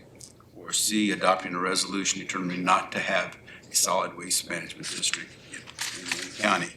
That third option is the one that was relatively recently. I mean, I think we looked at this a few years ago and may not have either picked up on it but it is now available, and it's very clear that that's one of your options. So that's a policy decision. Right. That you folks, your successor and all of you will have to deal with. But that's the overall procedural aspects of it. Okay. And as to the basis of allocating liabilities, again, they have to be first identified, evaluated, and then negotiated, and then likewise the assets, which I think are primarily cash and maybe some furnishings. I think it's almost exclusively cash. Kind of what I understood. So, and the statute does not have a definitive basis for doing that. The original interlocal agreement that was entered into back when WUR was formed in 1995 had a provision that if it was dissolved, the assets would be allocated according to the relative contributions of the members. That original interlocal was modified when Randolph County withdrew. There was limited documentation of the restoration of the WUR to a joint district, and such documentation as exists does not have a definitive affirmation of the prior arrangement or any alternative arrangement for asset division upon dissolution. So my advice is that is something that is going to have to be negotiated with the executive of Union County, which is the Union County Board of Commissioners. Okay. Questions? Not giving Based you on the your resolution. meetings, You have the resolution. I've got Okay. 3 copies, yes. could you update us on the attitude that you found at the Union County Commissioners meeting Friday regarding the Commissioners. financial distribution? What we have discussed as a possibility is division of the assets based on population, percentage of population of the region. Union County's population, depending on what year you look at, is between 9 and 9.5% of the total population of the region. So we talked about rounding that to 10% of the assets. And they find that acceptable? They have. How was that received by the WUR board today? I think it's safe to say that they feel like we should give Union County more. But I think that's based on a misinterpretation of what Ron has just shared with us, and thinking that Union County, if we withdraw, that Union County will have to continue to provide the services that have been paid for by WUR, and that is not the case according They have that option to Ron. I mean, they can if they choose to. They can if they choose to, have and how they fund it, it'll be up to them. Correct. But they don't have to. They have the same 3 options that we have. And we have tentatively agreed to provide a transition year in 2025 where we will do everything that we've been doing. And in the future, we will continue to allow Union County residents to come to Wayne County and participate in special events like a tire session or paint or whatever kind of special recycling we choose to do, that we would allow Union County residents to During this participate transition year or in going forward. perpetuity? Going forward. Oh, All they have to do is come up here. We're not gonna do events in Union County. And of course, as we transition to working with Richmond Sanitary District, that's gonna be more and more up to Richmond Sanitary District and what they wanna do. But their intention is to increase recycling, because every pound that they keep out of their landfill extends the life of their landfill.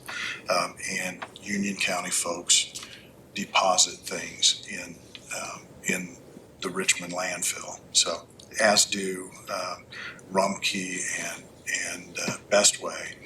because they don't drive back to their home Cincinnati. landfill every time they unload. So recycling is important to Richmond Sanitary District. They intend to expand their services outside of Richmond and are talking to towns about how we can best do that, and with the county, of course. Would there be an educator? There will be for 2025. Okay, Going forward, we need to negotiate those things, and we have met with Soil and Water, and their charge from the council is to develop the rationale for what they need and how it should be paid for and what their budget needs are, and submit that with their 2026 budget request. so there'd be 3 partners in the recycling Not necessarily. for 2025. For Soil and water. 2025, Yeah, Soil and Water, Wayne Richmond County, Sanitary, and Richmond Wayne Sanitary. correct. Union County probably will not contribute, even though they will enjoy the benefits of. And they don't now, except 10% from Union County Soil and Water, 10% of the salaries. Yeah, but we do have 4 partners now, When kind they're of. billed. I have another broader question. Maybe Brad could address this, and that is Union County's participation. Can you recall if Union County's representatives have attended in the last year or two with any great regularity? I wouldn't say they have. Or 1 or 2 occasionally, sporadically. 1 or 2 occasions? Sporadically, but So their participation has waned significantly, and the commissioners are aware of that? Correct. Okay.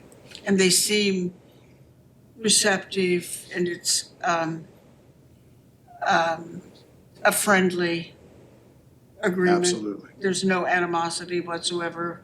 I Or, I mean, it Can't doesn't speak for seem to what they be. might be hiding from me, but But it, the conversations have been very cordial. Primarily with Tim Williams, who's the president of their commissioners. but you didn't sense any ill will at the commissioners' No, meeting last week? we do a lot for Union County. Yes. Whether it's 911 or what we've been doing here with recycling. We've been dating a long time. We do not plan to annex them. No, I never said annex. You did. No, I said marry. Well, We've been dating so long, I Probably think that not. we should move it to the next level. I don't think so. It's hard to make an honest county. I just feel like Indiana has about twice as many counties as it needs. Well, you have to get with the state we're representatives. not going to resolve that. We No, talk I- about sectional basketball next too. So resolution number 2024-016B is a second resolution withdrawing Wayne County, Indiana from the WUR Solid Waste District. And we approved 016A a few weeks ago, a month ago. Did you deliver a copy of that, or are you waiting to get both? Were you waiting I to get thought we were supposed to deliver them both together. That's fine, either way. Okay. I mean, I did get, by the way, this is aside, but I got the document for the agreement CASA. with the CASA signed by everybody, and so we've got that done. so that's another example of cooperation. Absolutely. Working with Union County on that. So what's your pleasure? I'll make a motion that we approve resolution 2024-016B. I will second that. We have a motion and a second. Further discussion? Hearing none, all in favor of the motion signify by saying aye. Aye. Opposed, same sign. Motion carries. I'd ask you, there's 4 copies, let's sign them all and give them to Bobby and then get the auditors at the station. Okay, let's go ahead, looking at the clock, let's go ahead and get these signed and then we will recess. So until everything else after I've got is gonna lunch. involve, a lot of it's gonna involve execution of documents, so we might as well wait till it's there. Okay, so let's recess until 1:30. I've got one transfer. I didn't know if I could slide that in. Oh, sure. Okay, we're gonna unrecess. Hit the play button again. Go ahead, Mike. How long you been waiting there? This is just a transfer, so we're not in the red. Be transferring 14,000 from fuel, gasoline, fuel, and lubricants to other repairs, which is what we do in the garage, Okay. repairing equipment. Move for approval. Second. We have a motion and a second to allow the highway to take this to council for transfer. Any further discussion? Hearing none, all in favor of the motion signify by saying aye. Aye. Opposed, same sign. So Motion carries. Thank you. You're welcome. Sorry I didn't really pay attention to you sitting there. Boy, this is something, You- 289,000. We have about 37 bids to analyze by next Wednesday. Is that That works. That works. Mike? Did you count how many bids you have to analyze for next week? No. 15. It's a bunch, isn't it? Is it 15? 15. Oh, you got it. Hope you can stay for lunch. It sure looks good down there. We're in recess.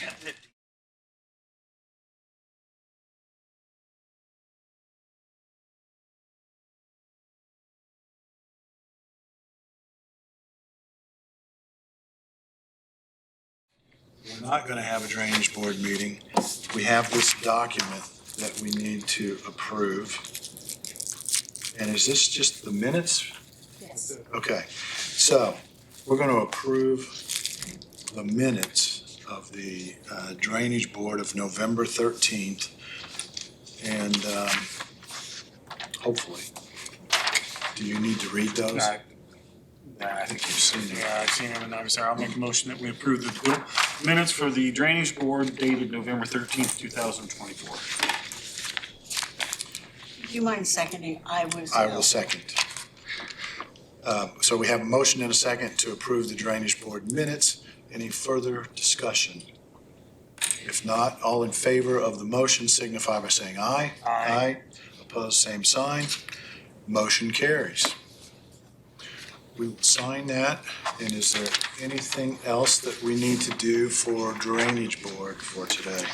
No, this time.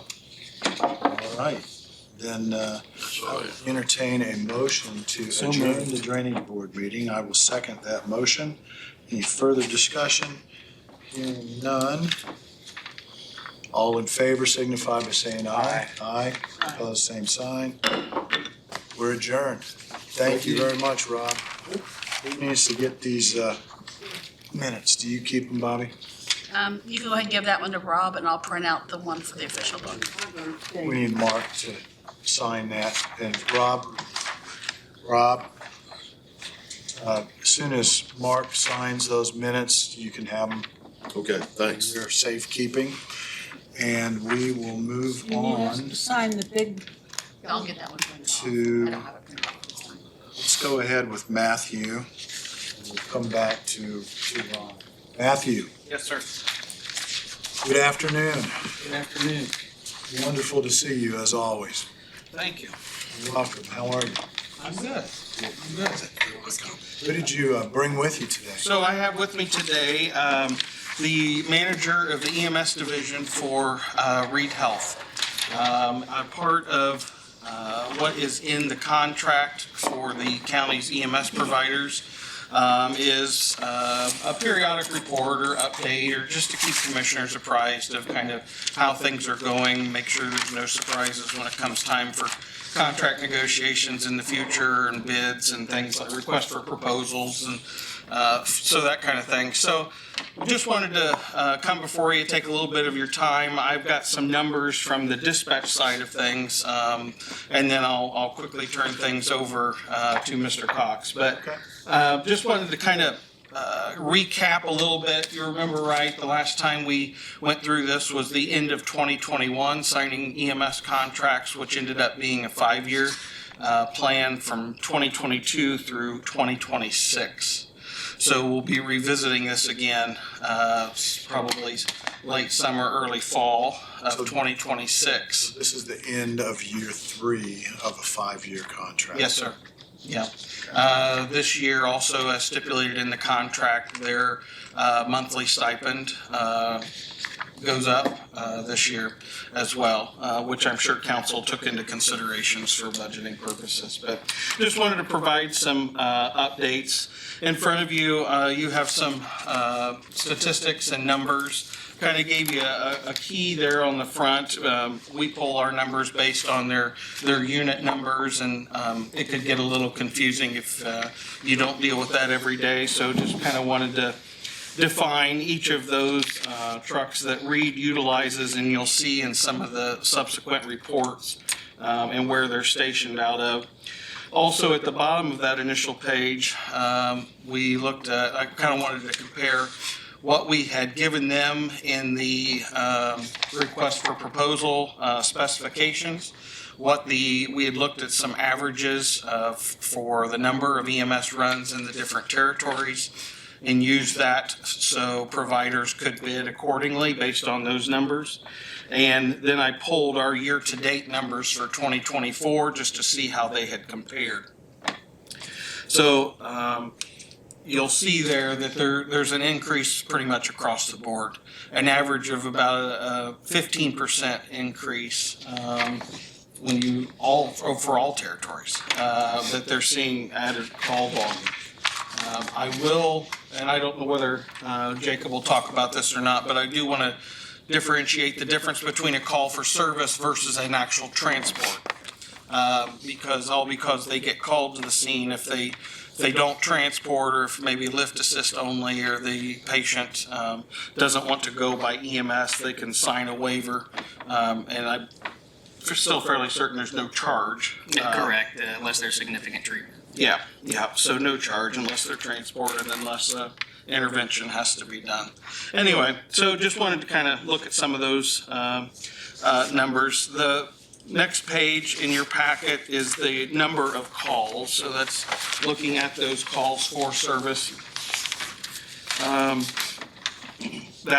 Read Medic 20, there's 914. It breaks it down by the month across the top. And this is where those numbers on the first page kind of came from. You'll notice that we're pretty fortunate. Reed has been able to kind of cover their territory exceptionally well and not have to rely on a lot of mutual aid from other EMS providers. It does happen from time to time, as we knew would and has historically. But at the same token, they've also been requested for mutual aid, specifically for the city of Richmond.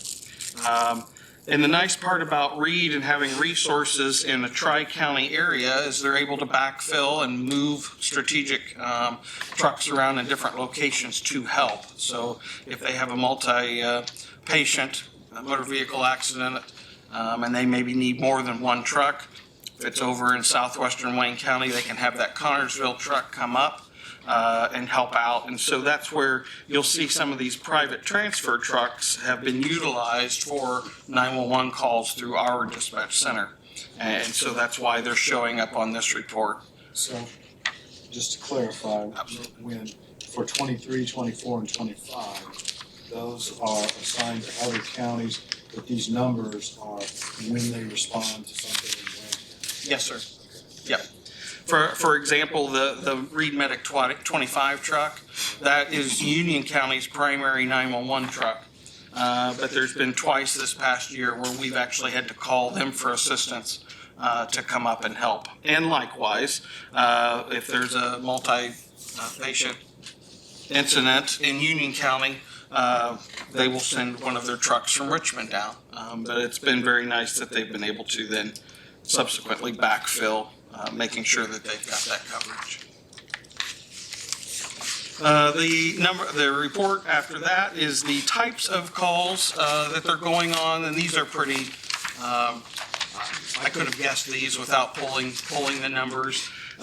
Just kind of gives you a breakdown of the types of calls that we have in our computer system based on what they were dispatched on. The number one call is the generalized sick person, and that's kind of a catch-all, if you will. If we can't categorize it any other way in the dispatch center. Their second highest number of call was difficulty breathing, followed very closely by fall and chest pain. And that's very typical across the board, no matter what EMS provider that runs 911 services looks at.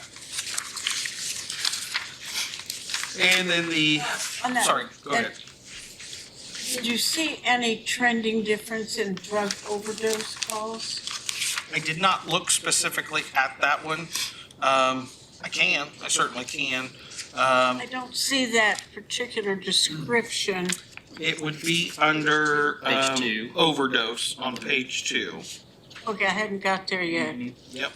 That's not very many calls. I mean, at 34 is unfortunate, but that doesn't seem to be as many as in prior years. Keep in mind, this is just looking at Reed EMS data. It's not taking into account the city of Richmond. So make sure in your mind you're comparing apples to apples. I've just pulled out strictly Reed EMS calls for this report. Well, I kind of think we had that many in Cambridge in prior years. Could be. I'd have to look to be able to say. There was a time when Cambridge and Centerville had quite a few calls. Well, I can certainly look at that. I mean, Milton at one point had the highest fatality rate in the county per capita. Really? So, yeah. And then the last report I have for you is response times that we track and monitor for the different areas. I believe, memory serves correctly, that our contract with Reed says that 90% of the time they have to respond in 15 minutes or less. This report is 100% of the time, so as you're looking at that. The two things that I look at the most are your first column there, the assigned to en route time. And so that it kind of varies. I kind of mainly looked at the primary trucks for each of those areas. So for instance, Reed Medic 20 over in southwestern Wayne County, their average time from being dispatched to marking en route with us was 1 minute and 41 seconds. And that's taking into account that, middle of the night, they get woke up, and have to get ready to go. And then the other one I look at is the last column, the dispatch to on scene. So from the time we get EMS dispatched to a 911 call, from the time they mark on the scene with us, that is that average time. So in southwestern Wayne County, that average is 6 minutes and 54 seconds. For Reed Medic 26, that's the central and eastern portion of the county. Their average assigned to en route is very similar, 1 minute and 46 seconds. And their assigned to on-scene time, 9 minutes and 12 seconds. And then lastly, Reed Medic 27, which is the northwestern part of the territory. At the Hagerstown station, again, very similar average and assigned to en route, 1 minute and 46 seconds. And their average from time of dispatch to on scene, 8 minutes and 18 seconds. So all excellent in my opinion, based on looking at prior years and some historical data we've looked at. So Matthew, on the last line, is that average of all of them? Average of all of them, yes, sir. So we're under 10 minutes. Absolutely. The average for all, and that's taking into account all trucks. So even those ones coming up from Connorsville to take a call maybe in that southwestern part of the county, the average overall is 8 minutes and 20 seconds. Still very, it still kind of displays the importance and how critical our volunteer fire departments are in some of these outlying communities, especially where it does take them longer to get there. Just simply by geography, it takes them a while to drive there. And so it's important that we've got good trained medical responders on our volunteer fire departments, and they provide an invaluable service to those communities. And Reed works very well with them from our perspective and what we see. So Any questions on any of the numbers and statistics before I kind of turn it over to Mr. Cox? Because there's such a small variance geographically in response time, am I assuming you do not feel we need to reevaluate the geography of the county? I mean, there's just a tiny variance in response time. You think the geographic alignment is correct at this time? I think if we look at the call volume per truck, there's Yeah. a discrepancy there. And so if you look at Medic 26, for example, and I apologize, let me go back to here, I'll just shoot some numbers that I know off the top of my head roughly, but Medic 26 is a call volume of about 1,400 per year. Medic 20 is around 900, and Medic 27, so Hagerstown then is around 500 to 600 per year. And so we're providing the same level of service, the same one truck for each of those respective areas, but they're seeing significant differences in the call volume.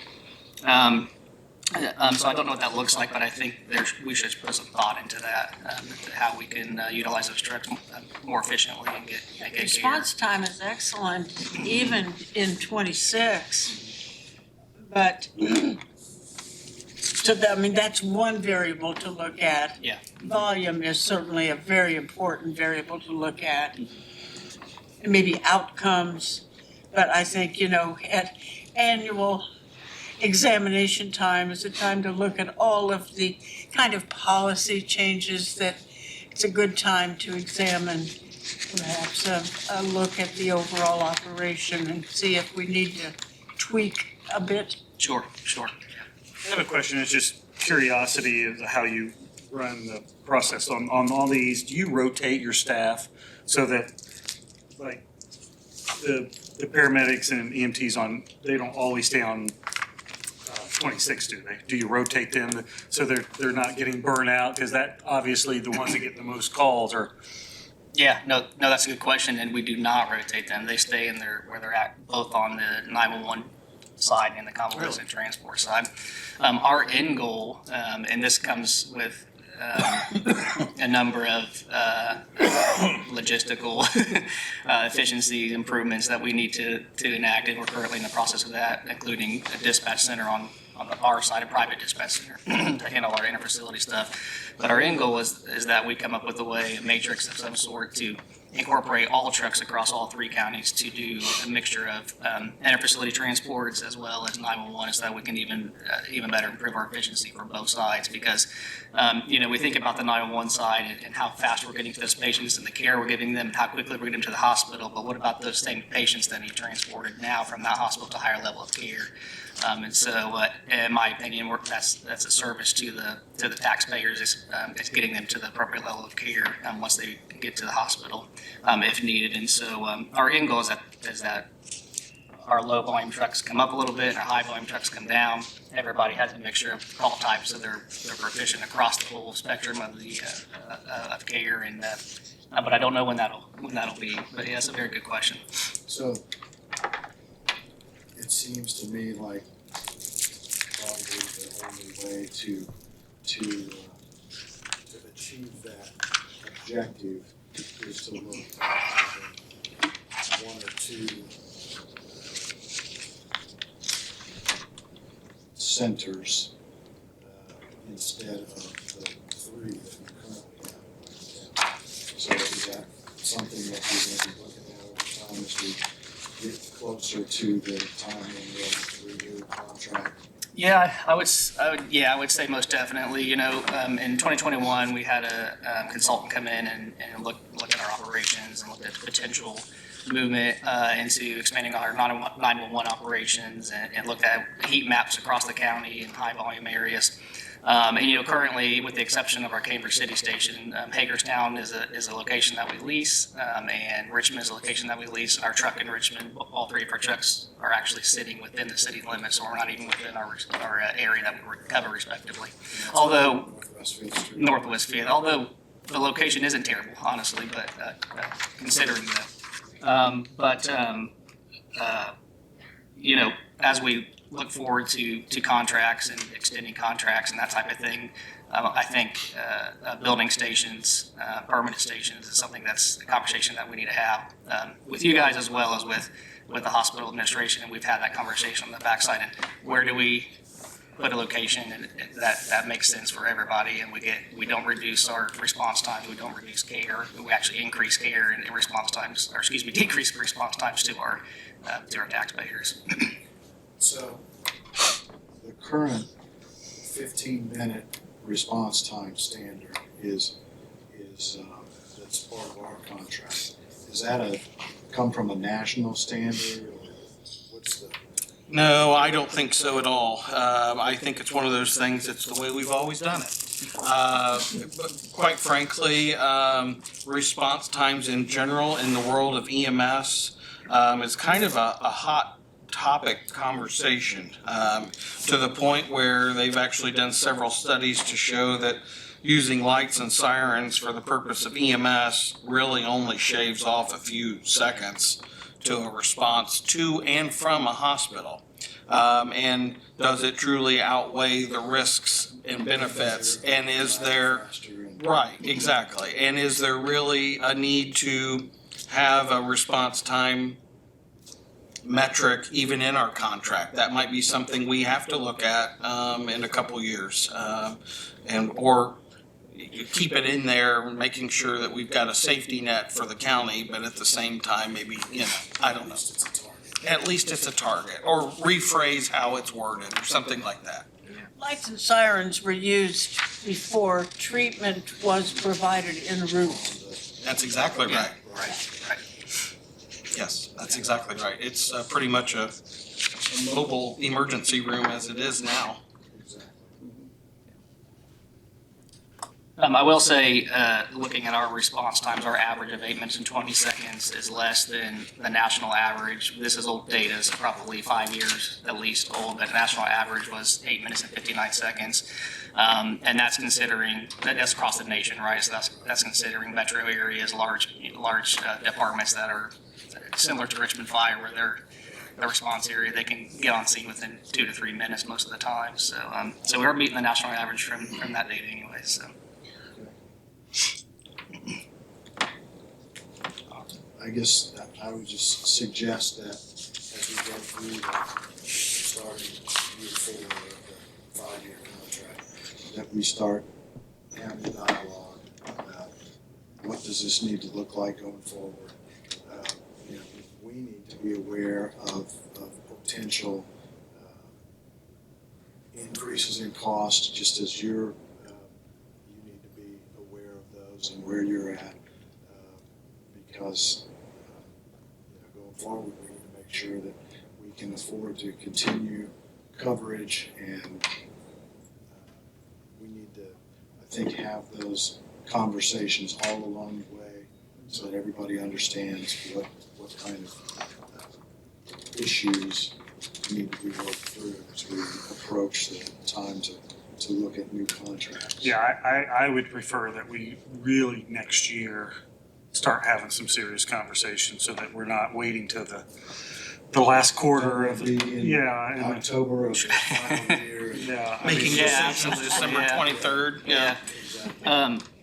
With me today, I have brought some numbers that I've gathered, and some other things I want to share. And remind me if we have until 2 or 2:15 to. We have as long as you need. Well, Reason. In that case, no. There's a hook that comes out of the door over there that. When the music starts playing, that's your cue. Share what you brought, please. So Before you do that, we have statewide greater commitment to public health. yes. And I know you are, in some meetings with our public health department, we're trying to be smarter in coordinating healthcare delivery systems and all that sort of thing. But it's troubling to see a 15% increase in calls and a population that is flat, and that's kind of charitable. That is declining. Yeah, right. I know some of that is non-residential because I-70 is a high-risk environment and you have multiple, sometimes there's concertina effects on I-70 and you have multiple calls as a result of maybe one incident that becomes 4 or 5. But I'm wondering if, after studying this data and you being so close to it, if you could attribute why we've had such a significant increase in these 4 years in a declining population. Yeah. So as far as data goes, I don't have that information, and I don't know what the average is across the nation as far as increase in call volume for EMS services. However, I do know that it is increasing annually. I will say, however, that we do have a rather unhealthy population in Wayne, Union, Fayette counties. And just anecdotally from some of the new physicians that we see coming through the hospital who are fresh out of residency in larger cities, there are certain types of health conditions that they're seeing working for us significantly increased over what they've seen over their education and their residency at these bigger cities, like intracranial hemorrhages, so head bleeds, for example. I've never seen this many head bleeds in a year, right? And I don't know what contributes to that as far as geographically to our situation. I know some of the drug abuse and smoking and those types of things, but we have a markedly increased unhealthy population in this area, which I think contributes to that increase. But I'll look at that information and look at the national data and see where we compare to that. We do have access to increased public health resources, and this is one way to help prioritize how we utilize those resources to help reduce runs. Yeah.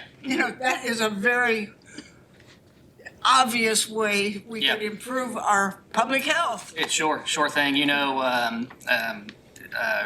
Richmond Fire had a mobile integrated health program at one point. We did as well. But currently, there's nobody filling those seats with either entity. And I don't know for sure why. I don't know what contributes to that. I think one of the reasons is we're in a national shortage with EMS providers, specifically paramedics. Some of the data shows that something like 37% of paramedics and EMTs leave the profession within the first year that they enter it. So I think that contributes to that, but it's also contributing to the mobile integrated health not being accessible to our residents anyways. So. An interesting dynamic that I think we could capitalize upon now that Dr. Bales is with the health department. Nice, yeah. Dr. Bales comes from the emergency department, who sees this on a daily basis, and who was also the EMS director years ago. So she's going to truly have her finger on the pulse, no pun intended, of what may help some of that from both perspectives that she will have. And you're at the nucleus of it to make that happen. Well, I don't know about that, but. You are the first responders. You know exactly what causes that pulse to go up, down, begin and end. Yeah. That's why I brought it up, because we have such a golden opportunity with Dr. Bales now. Yes, you make a very good point. Very good point. So I just kind of wanted to speak candidly and about, I'm passionate about this profession. I've worked at EMS really my entire working career, with the exception of high school jobs, and it's all been within this county. And so I really wanted to highlight our service and what we do, what we provide for you guys and for the citizens, because I am really proud of it. And this is me as a leadership with Reed, but also me as a citizen and as a provider. So I first want to say there has been a leadership change with Reed EMS. I was previously the manager of Reed EMS, and Ryan Williams the director, and he had a lot on his plate. He oversees trauma, insane, and a couple other departments as well. And so about 5 months ago, they separated our departments, and I've moved into an associate director role with Reed EMS. And Ryan has been able to focus on some of those other things that they weren't getting as much attention previously, although we still work closely together. And I know that we interact in other entity or other meetings, and but I really wanted to let you guys know who I am, where I come from, so so we have a good working relationship here. So, like I said, I actually took EMT class while I was in high school, and started working as an EMT. Fresh out of high school, I went to Earlham for a year, undergrad for biomed, and my plan was to become a physician, right? And EMS sucked me in, so here I am. I started with Dublin EMS as an EMT, and then I went to Rural Metro full-time, and if you guys, some of you remember that being around here. And that's really where I learned a lot of my skills and knowledge with EMS. And I also worked for really every entity in the county, so Red Line, Richmond Fire Department, and then of course Reed EMS now. I'm also a registered nurse, and I worked full-time as a registered nurse in the ER here, and then part-time with Richmond Fire to keep my skills up, and EMS is still in my blood, and also flew as a flight nurse with Care Flight out of Dayton. And so I bring a level of experience to this position, and really a level of passion about providing appropriate EMS care to the citizens, and also elevating EMS so that we can recruit and retain and really make EMS what it should be. I don't know what the cause of this is, but we are one of the 3 top tiers, I guess, if you will, with first responders, so police, fire, and EMS. But I think fire and police are so long-standing; they're held to different standards, higher standards, and they have processes that are in place that are significantly better than EMS. And so I'm trying to get us to be that, right, that face for EMS. So, we employ 72 EMS providers across the 3 counties, so between Wayne, Union, and Fayette. And we have a pretty diverse crew, but about 80% of them are local to Wayne County, so they live here. 12% are from surrounding counties, and then the other 8% are from counties beyond that. We have actually one from Indianapolis, one from southern Indiana, and one that lives in Columbus, Ohio. And not to take away from those that aren't local, because they provide excellent care and they do a good job, but there's just something different about the local providers because we're responding to our neighbors and our loved ones, right? And so that really makes a difference. And because of that, a lot of our team members consist of not only EMTs and paramedics, but also they have roles on the local volunteer fire departments. In fact, I think they account for at least 10 of the local fire departments that they work on. Also, law enforcement officers, coroners for both Wayne and Union County. In fact, the current coroner for Wayne County also is employed by us as a full-time paramedic. We also have dispatchers, chiefs, assistant chiefs, directors, both current and former of local services, as well as other surrounding EMS services. And I have a good handful, about 5 or 6 of my paramedics who are either currently or previously flight paramedics. And so I'm pretty proud of that. I have four paramedics that have over 30 years of experience. And so we really have a dedicated team. Most of these employees are local. They care about the community, and they're experts. They really are experts, and it's hard to come by anymore to have, like I said, 37% are leaving the profession in a year. So to have some people that are in the profession more than 5 years is significant for us.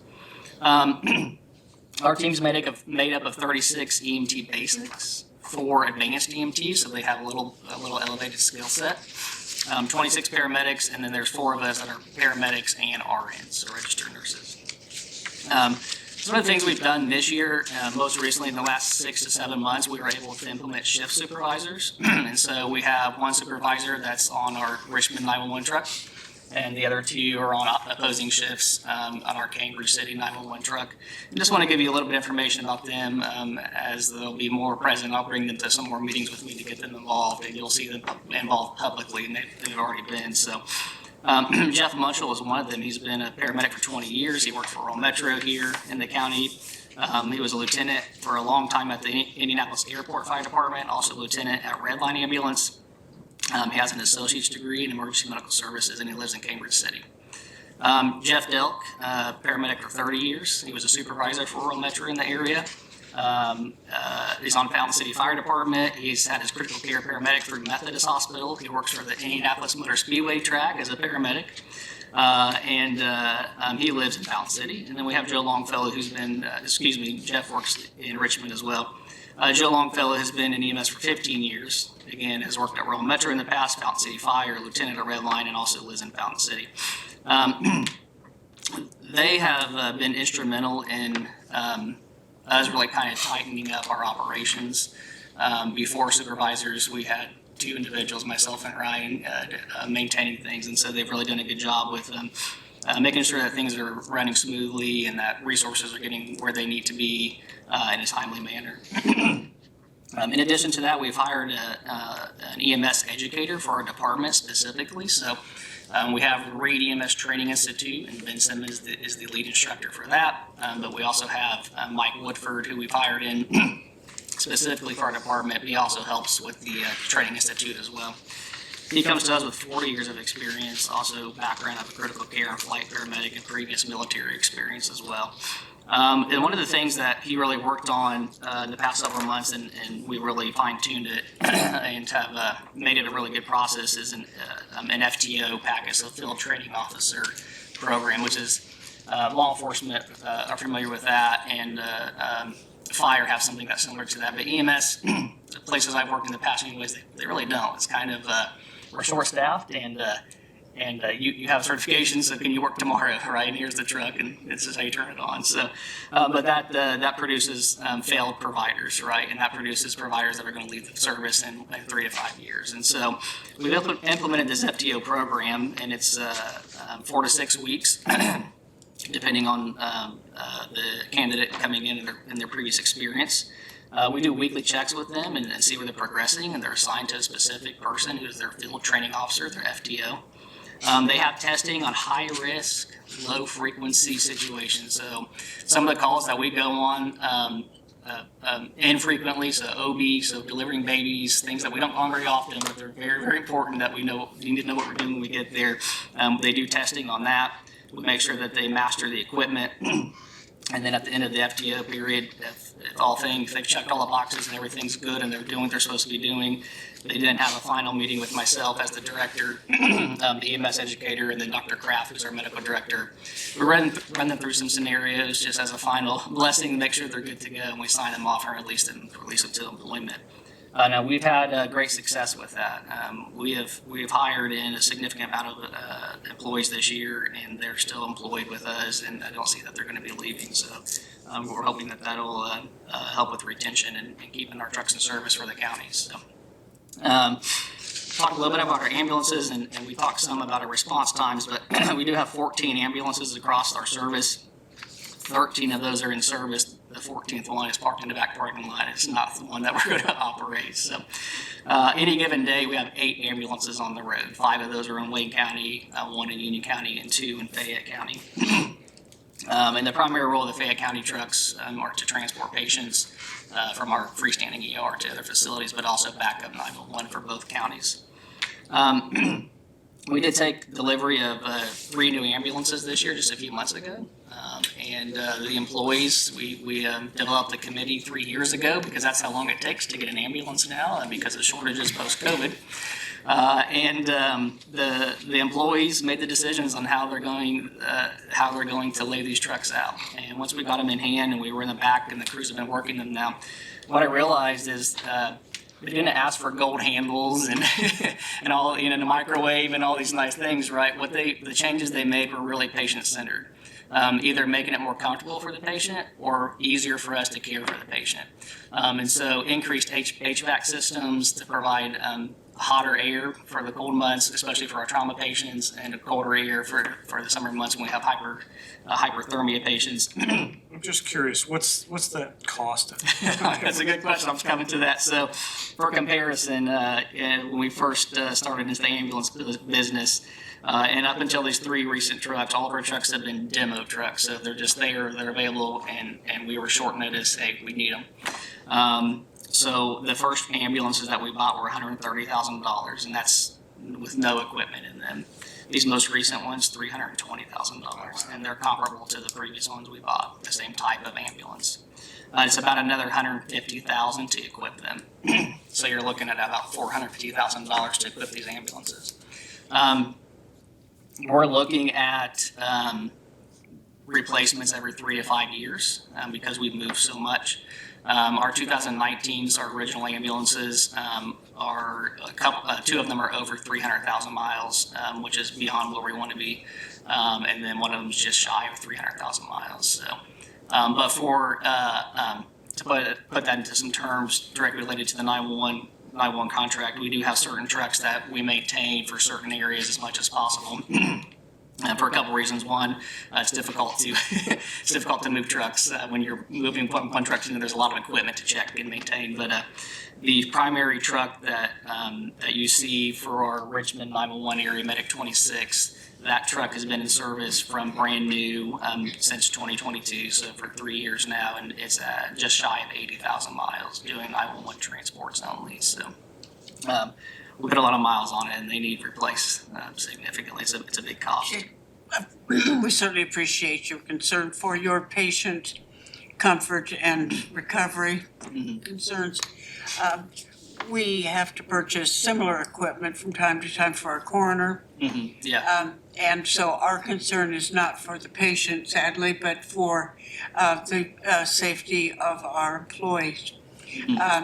And so I'm curious about some safety equipment that we do have in common, and that would be the power lift for the cots.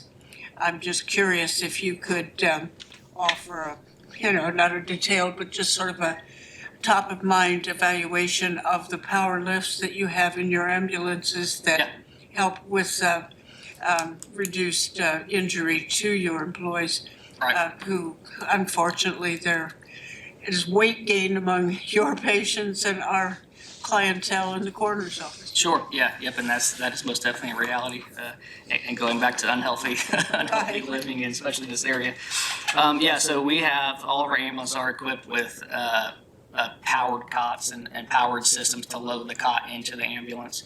The number one injury with EMS is back injuries related to lifting, and we've moved to make as much as we can automated, and so. One of the things we've done in the new trucks is our oxygen lift, our main oxygen lift, so it's a big tank of oxygen, is there's now a lift for it. So instead of us bear hugging it and throwing it in there, we've got a lift that'll bring it up and down. And the same thing with the cots, that we're actually looking at stair chairs. So chairs with tank treads on it, essentially, that go up and down stairs. We use those now, but they have to come out with powered cots. And so we're looking for some grant money to try to obtain those. But the reality is that back injuries are significant in cost to employers, but also in cost of downtime, right? Not having a coroner or not having an EMT or paramedic available now to provide that service. And since we've installed those, we really only went, I think, about 6 months without those from getting our service. And so I don't have data prior to that. That we've only had 2 back injuries, and they were not related directly to our service or to even lifting patients, and so essentially 0 back injuries, and I think that's likely because of the power equipment we have, and we due to a number of things, with the 3 new ambulances we got, we did not get power load and power cot systems for those as of yet, although they are approved for our capital for next year. But the cost of those are about $210,000 for 3.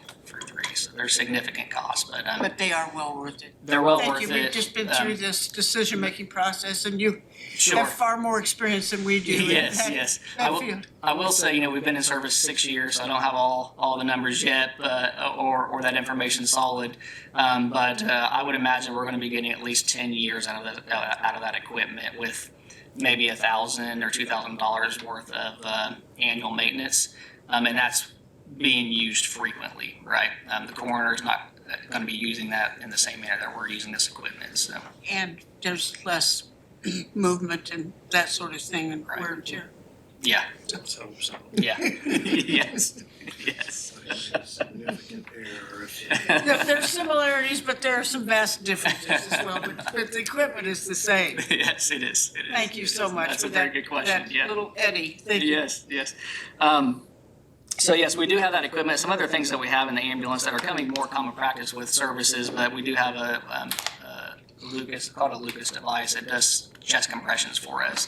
The interesting thing about that is using the Lucas device in studies, it doesn't show an improved outcome over manual compressions. But for us in the county, we don't always get volunteers to show up because they're working and the volunteer service has decreased. And so there have been a couple occasions where we have just one ambulance, 2 members on it, maybe a police officer doing compression, starting IVs and securing an airway and having to move a patient. And so that's really helped significantly.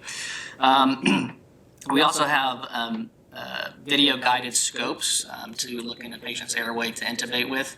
And that's been really helpful. We've had some pretty significant traumas most recently even, and that's been very helpful with securing an airway, which increases the survival of these patients.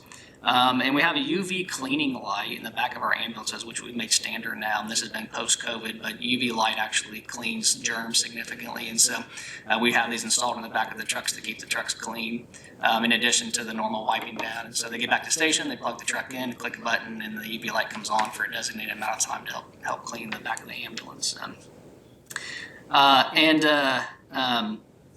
A little bit about a response matrix. We talked about this, I think, the last time we presented with you guys, and Matthew kind of touched on it some, but when we began the contract here in 22, we did build in a response matrix. So previously, if Dublin EMS went on a call, it was the dispatcher's discretion if another call came in who they were going to dispatch, right? And they're very well trained to do a good job at sending the most appropriate, closest unit, but sometimes things are hectic, and we wanted to kind of make that more solid, right? And so we have a matrix in place now that the next closest available unit is automatically dispatched. And so, for example, if our Hagerstown truck is out, Cambridge is the backup, and vice versa. And we have that built in with geographically certain areas within the county, roads and things to kind of guide that. And it automatically pops up in the system, is my understanding. I want to make sure I don't want to speak inappropriately on that. How often does that train on one obstruct you from?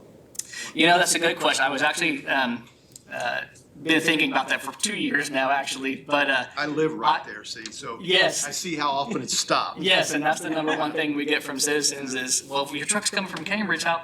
And I'm like, I don't have that information. I have intentions of reaching out to the I think that one's CSX, if I remember right. Norfolk Southern. Is that one Norfolk? Okay.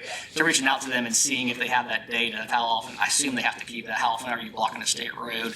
But in my experience going through there, both working on the truck and just driving through there, going to station, I've only been caught by that train once. Really? And it was just slow moving. So, but that's anecdotal, right? So who knows for Lucky sure? man. That is something I want You to. must not been on the truck. Well, there was just a couple, last week there was one caught there. Was there?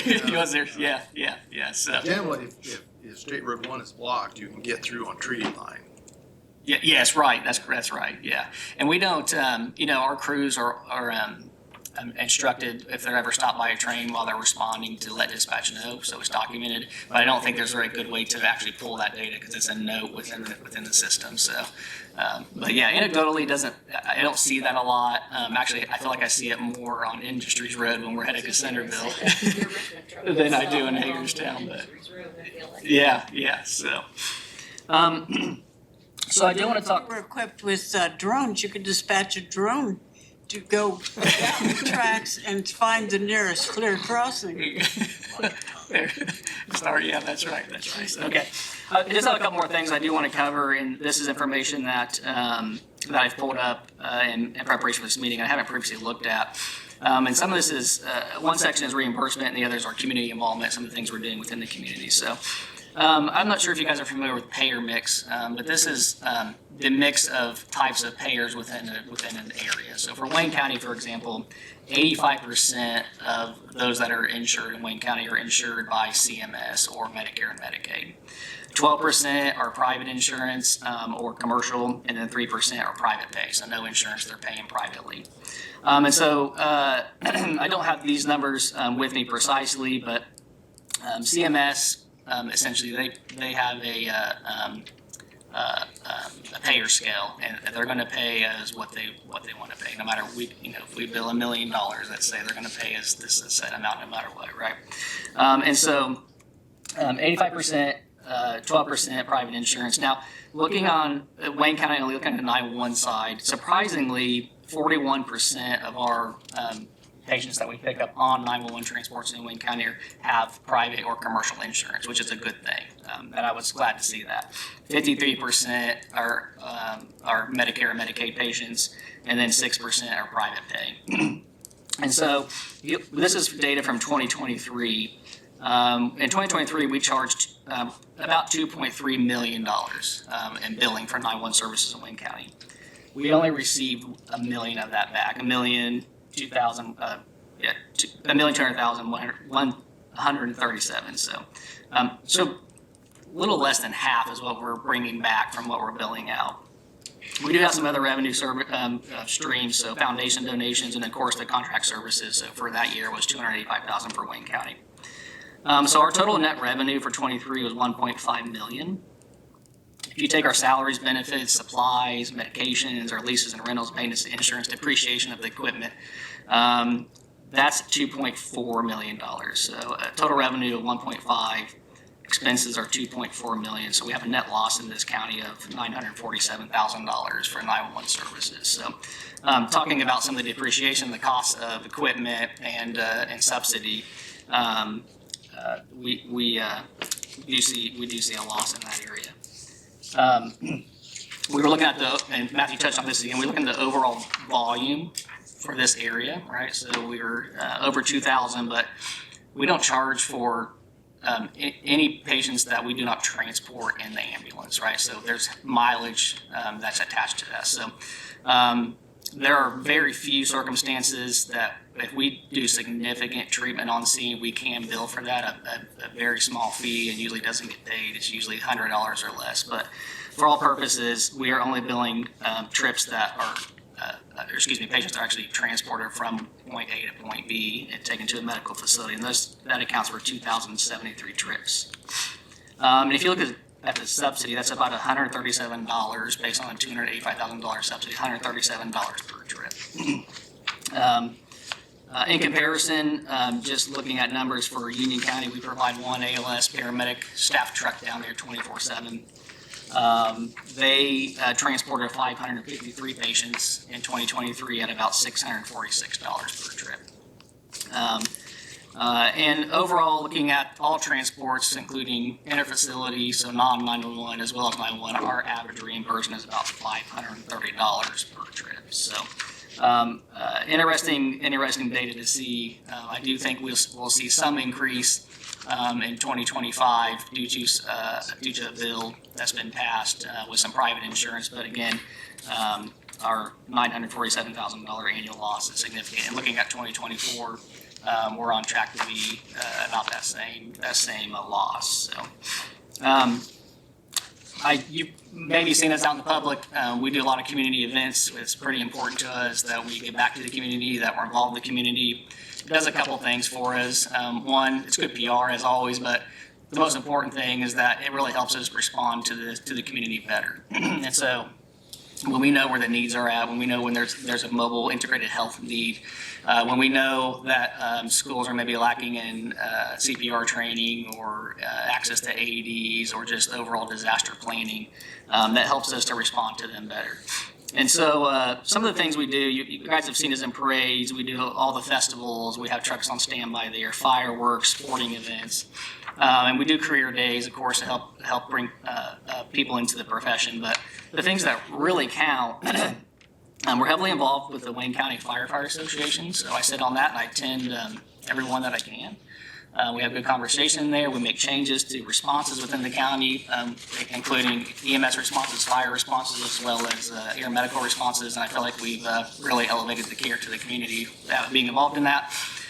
We also sit on the COAD committee. So the COAD, I guess I'll say local COAD, which is the Community Organizations Active in Disaster. And so this is local entities, private entities that come together and basically share resources so that when something happens, we know who to call and who to reach out to.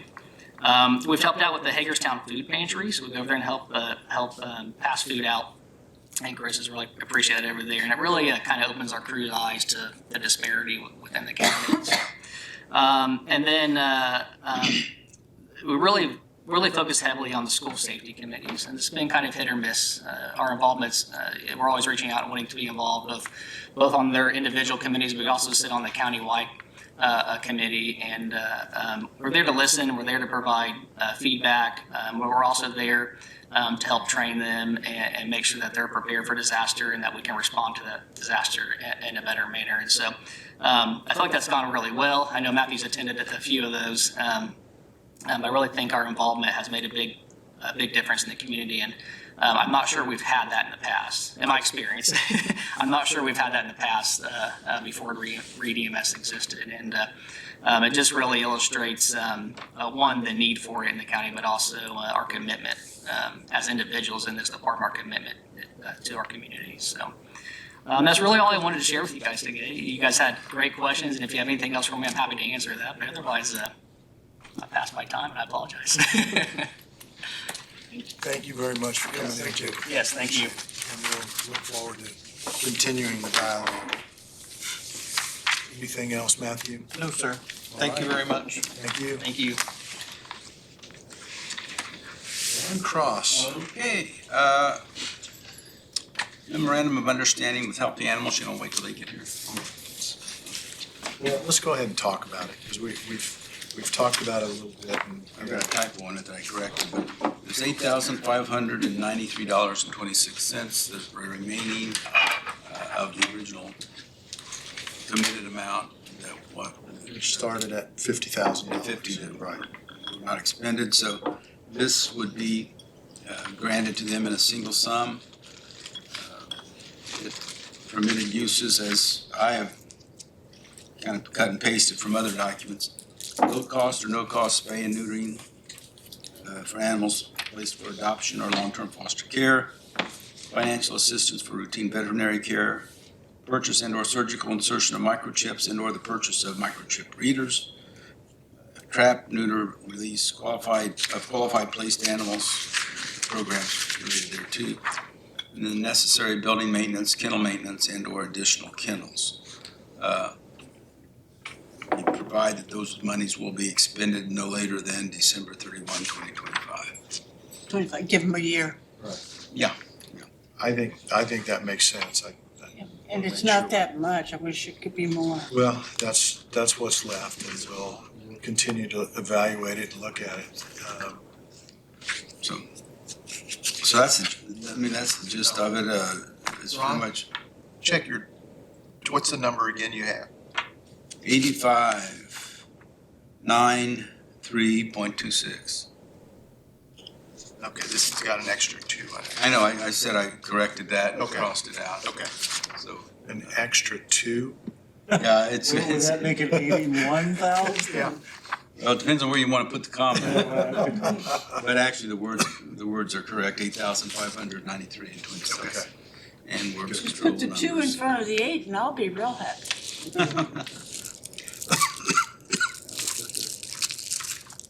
Okay.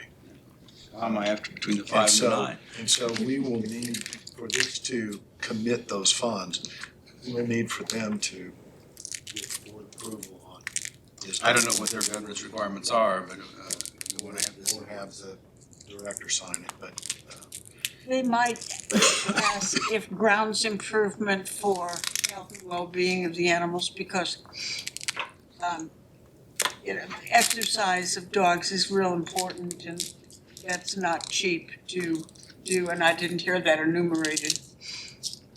I don't think it's in there. They might, we can ask them to come back to us if they have a different, Yeah. different. I mean, I think that would fall under the kennel. but if we commit this month, And this allows for the final December payment to Dr. Stacy for her work through the end of this year.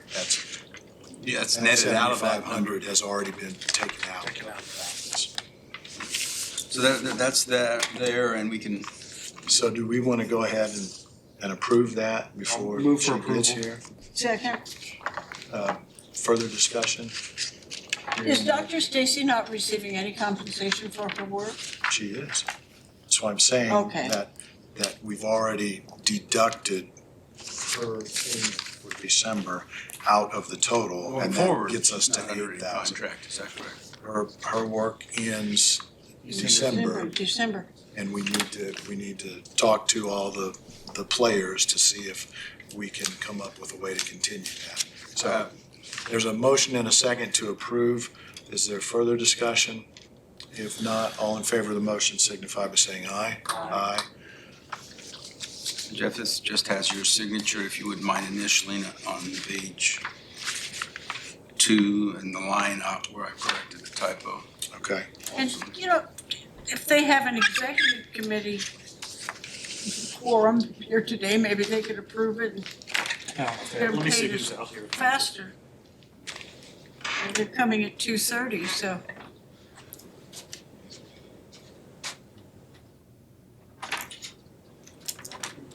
Poor Steve. You can stay for the animal show, right? No, you can't stay for the animal show? Today, Uh-huh. we got an animal show. Help the animals at 2:30. You mean here where you struck through that? Yeah, too? just out at the left side, just put your initials. We'll sign in the signature. Okay. I'll give that back to you for the moment. Next, we would have, you recall that we've authorized the sale of a 1 acre parcel of land in the industrial park, Cambridge City. Their town council met on December 9th and approved their resolution. We had executed and authorized a option to purchase, if you will. So that can we get that matter finalized? I have a resolution authorizing the transfer of certain real property to the town of Cambridge City. Its counterpart to theirs. This is resolution 2024-017. And it is for the 1 acre parcel, $10 as is titled to pass by quick claim deed from the county to the town. And I have verified with Gordon that this is in fact the intended legal description, although the copy I have doesn't have his signature, but I can get that. It's an exhibit to this document. Okay.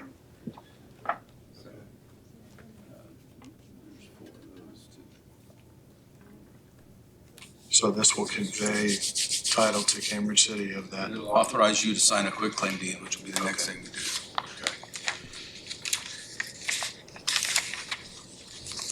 You want to take a look at that quickly? So again, this will allow us to have a location for the new water tower. You know what we're talking about? It'll allow the town of Cambridge City to have it. But we need it in our industrial park. And We're surrendering it. they provide the water system. Well, yeah, I think it's a real win-win for the needs of the industrial park in the town. Exactly. I move for approval of resolution 2024-07 regarding the transfer of property for $10. 017. 017. Yes, I made another typo. Second. Motion and a second. Any further discussion? Hearing none, all in favor of the motion signify by saying aye. Aye.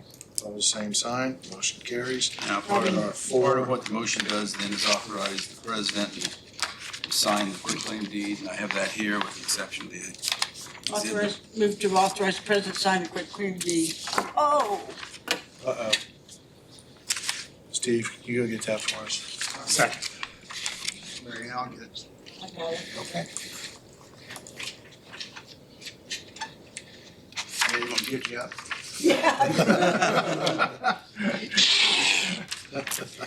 Need some, a lube. Here we go. Okay, so there is a motion and a second to authorize the president to sign a quitclaim deed for that same parcel. Any further discussion? Hearing none, all in favor of the motion signify by saying aye. Aye. Opposed, same sign. Motion carries. Sign that first. One thing I didn't get done, I think, Steve, and maybe you sent this to me and I couldn't find it on my email, but the ID for the vehicle that we're going to Williamsburg Fire Department. It was 85. Is that right? I believe so. Yes, 85. In the VIN, do we? Let me check, make sure. You have the paper copy. Okay. I haven't got it done, so, if you want to resend that or verify it if you didn't send it. Okay, I appreciate it. The only other issue I was talking with the sheriff about, and I think I copied all of you on the email to him. For your signature. We are nearing a deadline, a passive deadline, but it's in the QCC inmate healthcare contract that the contract expires April 30th, May 1, I can't remember, of 2025. We got to back off 120 days if we do not want an automatic one-year extension to occur. That automatic one-year extension is on the same terms and conditions as the expiring contract, which would be the amount of the payment that the county would make, as well as the scope of service. So I would have thought, but maybe I assumed incorrectly, that there were discussions made during the budgeting process, but Not sure that I'm not aware of. indicate that there was any really built-in expectation. So he and I will be talking. If he's happy with the scope of services, then obviously we can get another year without an increase. Has he indicated that he sent back an email? Now, he said he's going to look at the contract and look at the situation and get back to me, but But again, they could let us know by the end of the year. but then too, again, right? it's a two-way street. It's not a unilateral option that we have. It's mutual. So that's there, and our planned meetings are for the rest of the month are We have a meeting on the 18th next week, not on the 25th, obviously. and then the workshop the evening of the 18th, and we have rescheduled the meeting for the 30th, 30th. or is that just council? That's just council. It's just council. So those are next week is our last. Okay, so we need to. Ready, it's 2 signatures. Okay. Couple more. I guess the good news is if we don't meet, I don't expect that he will have a desire to notice the non-renewal on that conversation. Brad, do you want to follow up with Randy on that and see if he is inclined to notify them that we want to reopen that? Yeah. Okay. And let him know that if he wants to, it needs to be next week. And as Jeff knows, we closed our first revolving loan fund loan in 3, 4, 4 5 years, and we years. want to It's admit, been 4 or 5, probably 4 or 5 years, to Fultz Family Enterprise. The purpose is to allow them to purchase specialized equipment to enhance their fire extinguisher recharging operations, and that was an amount of $32,000 change, and so that closed this week, and it's kind of nice to at least have another loan for me. 4 signed copies and the signed quitclaim deed. You Just get one those quitclaim. back? Right, you get those back? I'll need Mark's signature on Right. everything, I think. Okay. $31,775 to the Fultz Family Enterprise. Well, that's the net to them, but it goes on the books at the gross amount. There was a 1% loan origination fee and some document prep. Yeah, and so it's a little bit more than. title search fee. So the claim go to them, so that's the net they receive for Loan their, is for a little more Oh, than. that's the all right. entrepreneurs, yeah. Correct. We're gonna get audited. These are unique numbers to all of our cars. Oh, It's never, it's unique to our inventory. Okay. Yeah, I'll just call it. It'll be Wayne County fleet vehicle. Yes. S85. Yeah. Gotcha. Okay, I think that's it. where do we stand with the contract renewal with HELP? I know we agreed to a contract, but have we signed that? Did we approve that to send to them? Last week, I thought. I thought so too, but I'm not sure where that's at. So we'll just invite you guys up to talk to us about where we're at this year, and we'll talk about next year. So if you guys want to come up and find an empty seat at the table, thank you for being here today. You're all welcome to sit at the table, but you don't have to if you're shy. What's that? Yeah. Hopefully it's not Jesse that's shy, so. Sitting in the exact same seat that, Oh, you don't fit in those with all your equipment, I'm sorry. I should have thought of that. You okay? You may not be able to get up, but you can get down. Okay. Okay, because I didn't see any. he hasn't sitting in that same chair for a long time. So, welcome. Thank you. If you wouldn't mind introducing yourselves to the camera so that people watching knows who's here with us. I'm Carol Hewlett. I'm the president of the board. I'm Nicole Caney. I'm the director at Help the Animals. And I'm Jessie Moore, the county animal control officer. So, we're gonna let you start in just giving us your opinions on how this year has gone. You know, we started a new contract with you this year. Where are we at? How are things So I have a going? little infographic thing with our stats on it that'll make it a little easier, and then I thought you guys could have them. That'll be awesome. So that you don't have to just hear me. So it's been a good year. It's been a good partnership, in my opinion. I hope I speak as well for the board. Okay. Yeah, it's been as you can see on the statistics, we took in 160 animals from the county this year. You know, December's not over, but of those 160, 89 got adopted. So that's 56% of the animals that were brought to us have already found a home. Our average length of stay, so that's how long an animal from the day it comes in until it leaves the shelter, is about 54 days, which is way longer than we would want. But that's the state of animal sheltering, animal welfare this year. Actually, 11% of the animals, so 17 were reclaimed. So their owners came and picked them up. So that's pretty good number there.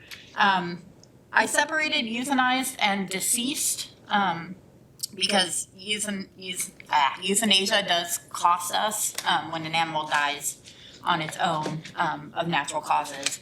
That obviously doesn't cost anything, but about 8% of the animals that came to us, we did have a large litter of puppies that all had parvo and passed. So that's kind of bumping that number up. If half of them passed naturally, half we put out of their misery. We humanely euthanized.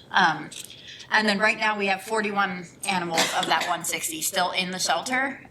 Most of those are from October forward. So we're working on it.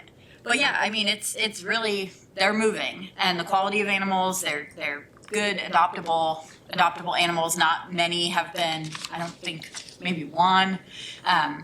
And a lot of them we've rehabbed. Like there was one, I'm thinking of the one that came in with heat exhaustion. So she was a little temperamental, but for the most part, they're well-tempered, easy to adopt. Unfortunately, we're finding a lot that are microchipped that the owners don't want to reclaim. So yeah. Yep, we're getting many in that are microchipped, and the owners say they rehome them or whatever. So the return to owner rate is not as high as we would like, but. Do you have a number for how many that is? I would say there's at least 12 or 13 that we brought in this year. I can think of a good number of times. Yeah. And usually that's, I'll contact somebody, and then if it's an address inside the county, I'll go to their house.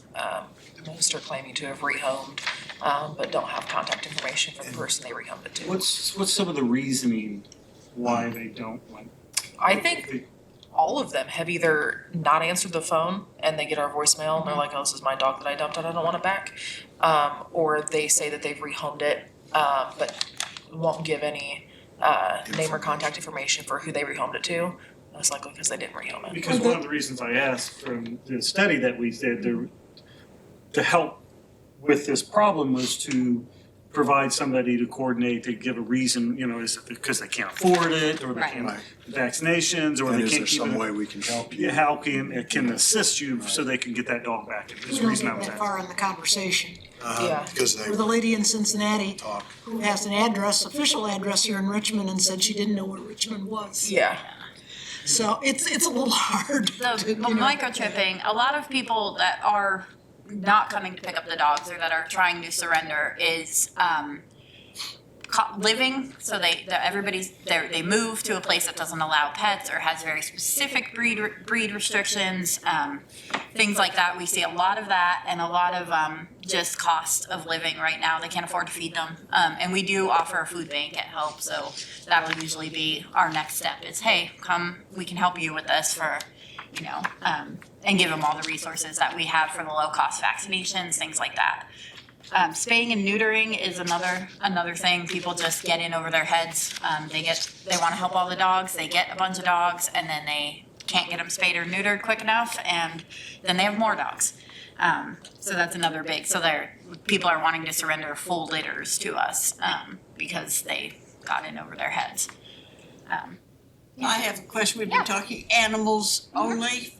Can you separate out of the 160 intakes, how many are cats and how many are dogs?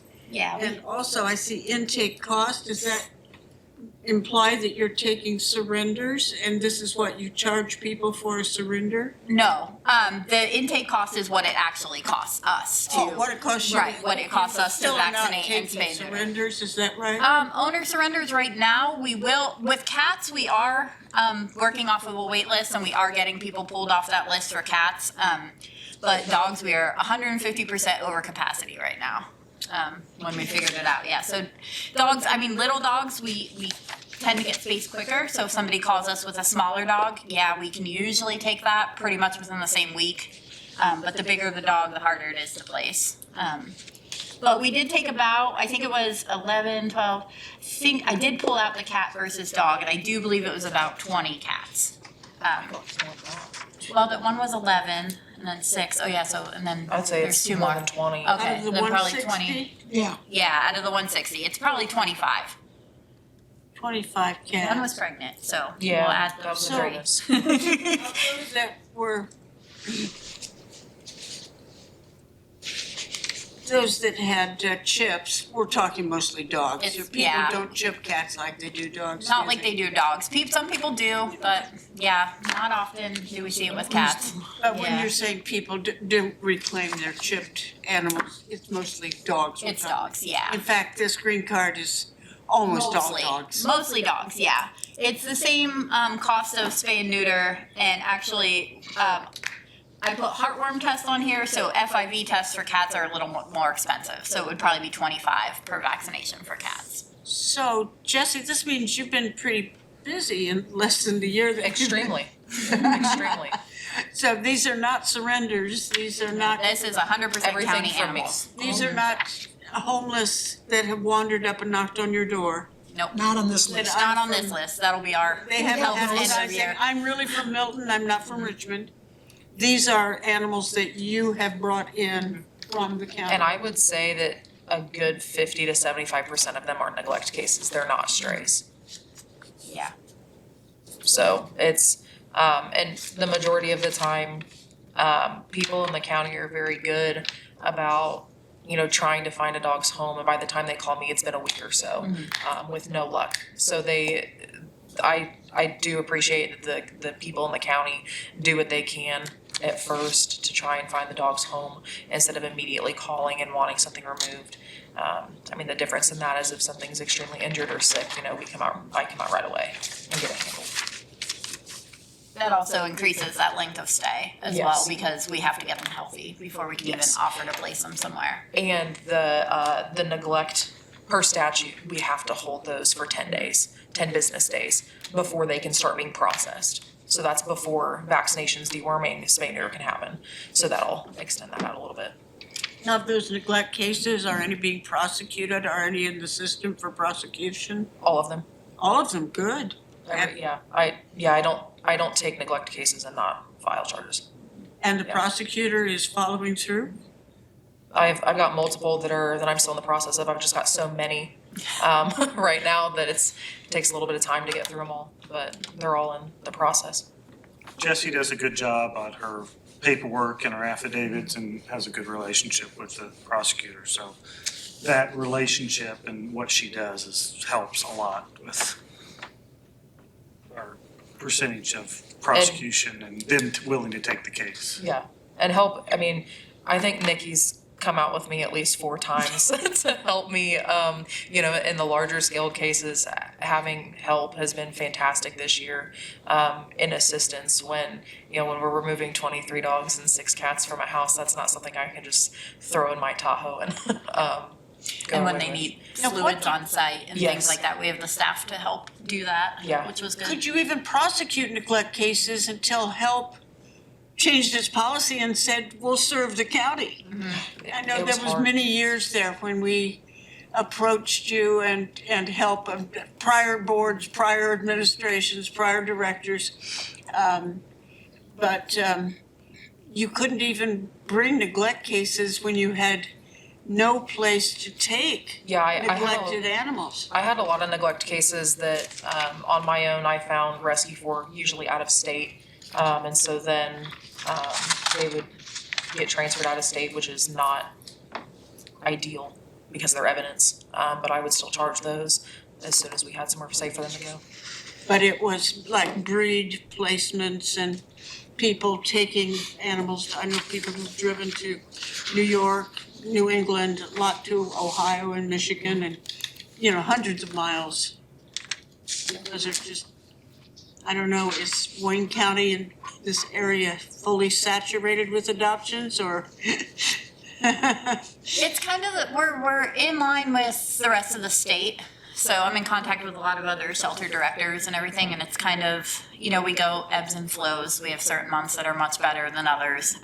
We're kind of seeing a Christmas rush right now, but thankfully it's in a good way. I know we see a lot of don't buy pets for people for Christmas because they won't want them. But, with our regular vetting and everything that we do for adopters, it's people who are really going to take care of them. And so that's good. So this is a good time for us usually. Could you describe some of these, mostly dogs, but some cats, that you feel would make good family pets? This is the season right now. We have a lot of people watching that may be looking for a family and they could provide a forever home. Yeah, we have a lot of puppies right now. So we had a few of them in the Richmond Christmas parade last week. So if you attended that, you'd see them. But yeah, we have at least 5 puppies right now that are completely ready to go home for the holidays. And they're little dogs, right? Well, they're little right now. No, they'll probably the ones that we have will probably get around 40 to 50 pounds. So a medium size. We also have big dogs. If you like the big dogs, we have a couple Great Pyrenees. So those are large polar bears, which are good for the season. Small dogs go pretty quick, but we also have a lot of really good cats as well. We have a couple litters of kittens and their moms in the shelter. So we also do a buddy adoption. So if you adopt more than one, there's a special price.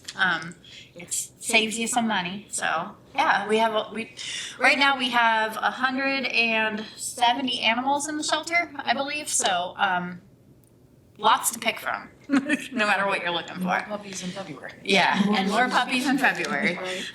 What about those animals that Jesse has rescued from the county? What does it cost to adopt one of those county orphans? Yeah, so if they're a senior dog, which we do see some of them, seniors come in, those are only $50. A senior cat is only $25. A regular sized dog, so anything that's over 25 pounds, I guess that's regular size, whatever. But anything over 25 pounds, an adult dog is $125, and they come fully vaccinated, so they're up to date for at least a year. And spayed or neutered already. So you get to just take this animal home, and we give you a swag bag and everything with everything pretty much that you need to get started. And then if it's a puppy or a small dog, it's $150. And a regular adult cat is $65. So yeah, we pretty much break. If we're lucky, we'll break even, but that's not often. Well, and we have a lot of the dogs that are sponsored by some of our volunteers and donors who come in and pay the adoption fee, and we put that on the kennel. Those are free for if you adopt them. Yeah, right now, we have so many dogs. We have at least 20 dogs that are sponsored, so they have no adoption fee at all. And a lot of so these are totally, as we like to say, totally vetted. Yep, completely They've been vetted. checked by a veterinarian. They have been totally vaccinated. They are not infected with communicable disease. Right. They have been spayed or neutered. So this right there is more than what your first veterinarian visit would likely cost at a private veterinarian. Right. Yeah. It's gonna cost you probably $300 just to spay a dog, minimum. Female, yeah. Yeah, our costs that I have on here is just like our rescue costs that we work with our partners to get that price, but.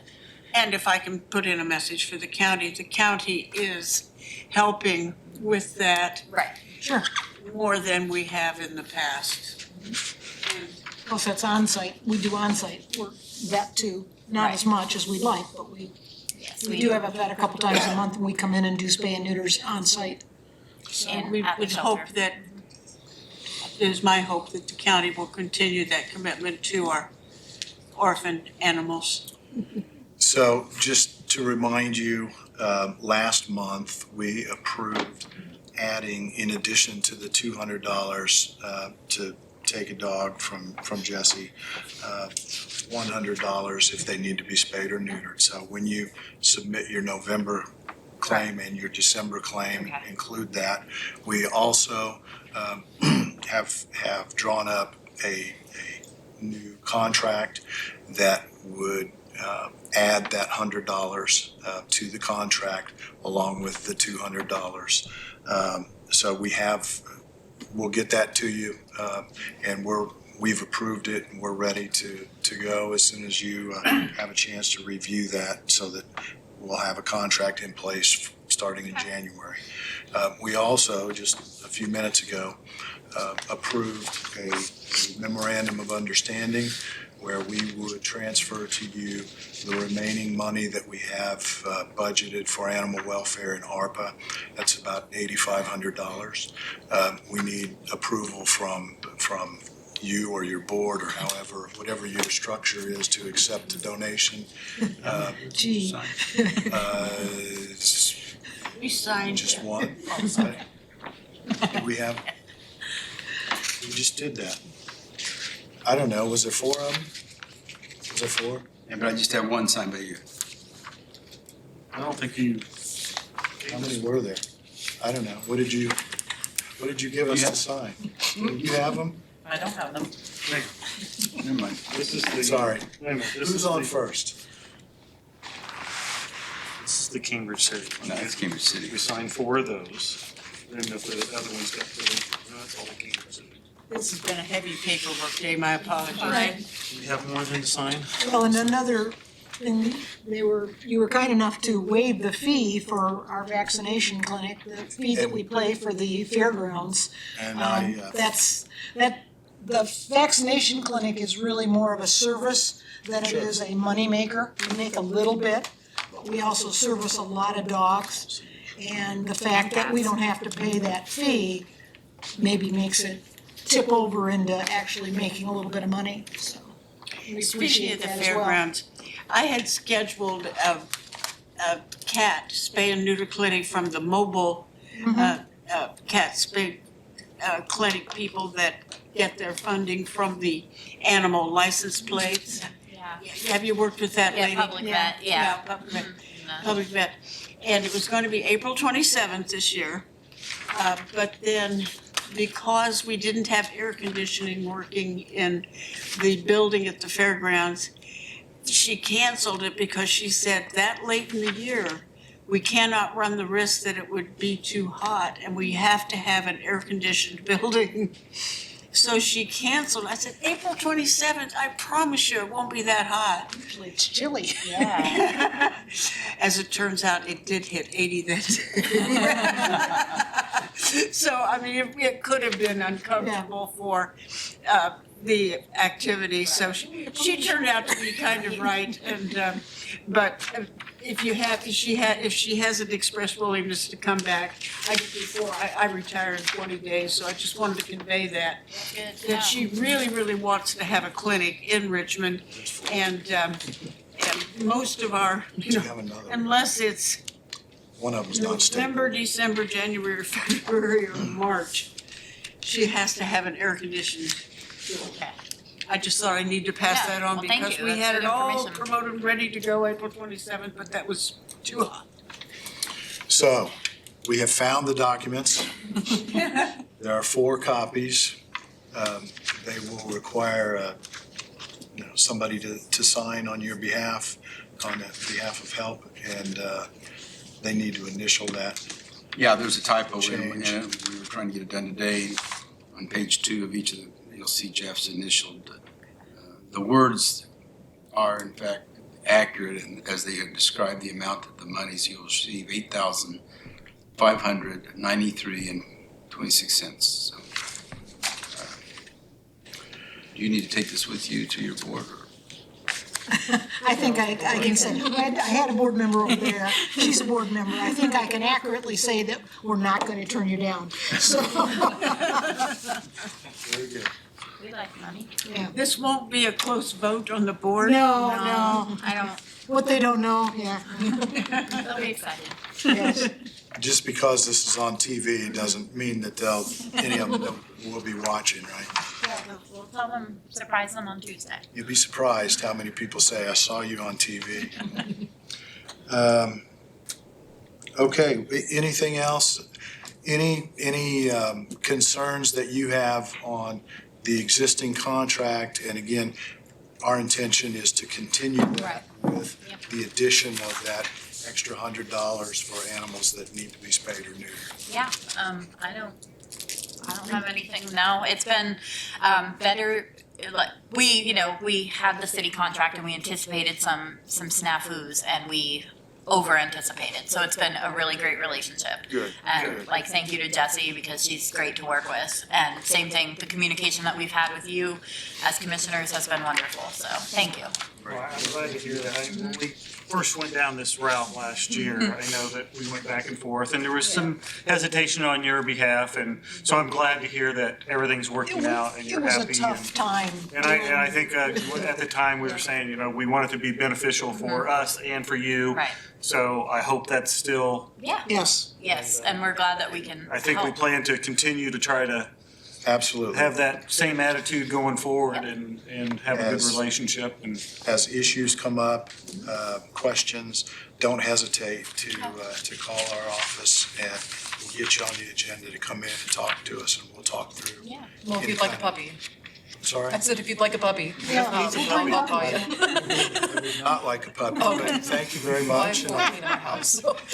Yeah, 14. I have 14 dogs. I mean, these puppies are Okay. paying their own way into their new home. It's amazing how, Does that need to be signed by the auditor? Probably. Probably it's a Does that need to be resolution. signed by Mark?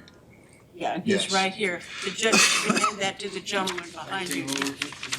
That's awesome. Very I intuitive. would like to say one thing though, as we get kind of giddy because we know county animals are much better off today than they were earlier this year. However, anytime you are 150% of capacity, Wayne County still has a serious problem. Yes. Yeah, 100%. Richmond has a severe problem. Yes. And it had been my hope that the American Rescue Plan Act, ARPA dollars, could help us actually do something long-term to address these severe problems that our animals have. it does not appear that that $13 million that came our way, that any more than a fraction of that, around $50,000, is going to go toward solving that severe problem. It is one of my greatest regrets, as I am 3 weeks from retirement, that that tiny, tiny fraction of that $13 million is going to go toward solving the humane problems that face us going forward. But as I'm leaving this commissioner's position, I just want you to know that there are a great many people in the county and in the city of Richmond who will step up to bring the private sector to the fore, and hopefully the public sector's support can also find ways to bring fiscal support beyond the $50,000 in the future. As Mary Ann is fond of pointing out to us frequently, Aaron Roberts, who will be replacing her, is the member of the commissioners with heart. So please direct all of your comments to Aaron. I would just say that I think we've made some steps. I think with any of these kinds of issues, you need to work at building relationships. And so as we move forward, I think we've taken significant strides to do that. We want to work with you. We have doubled the commissioner's budget with the approval of the county council from $50,000 to $100,000 a year to address these kind of issues. It's not the level that Mrs. Butters thinks is necessary, but it's 100% improvement over what has been done over the last several years. So we want to work with you. Don't hesitate to pick up the phone and talk to Aaron if if you have issues that Come visit. to listen to you. And Yeah. we will do that. We're always welcome to have. Yeah, I'm sure you don't entirely believe that how far over capacity we are, but. I believe it. I've been there. She believes What it. we have now down the main row is cages.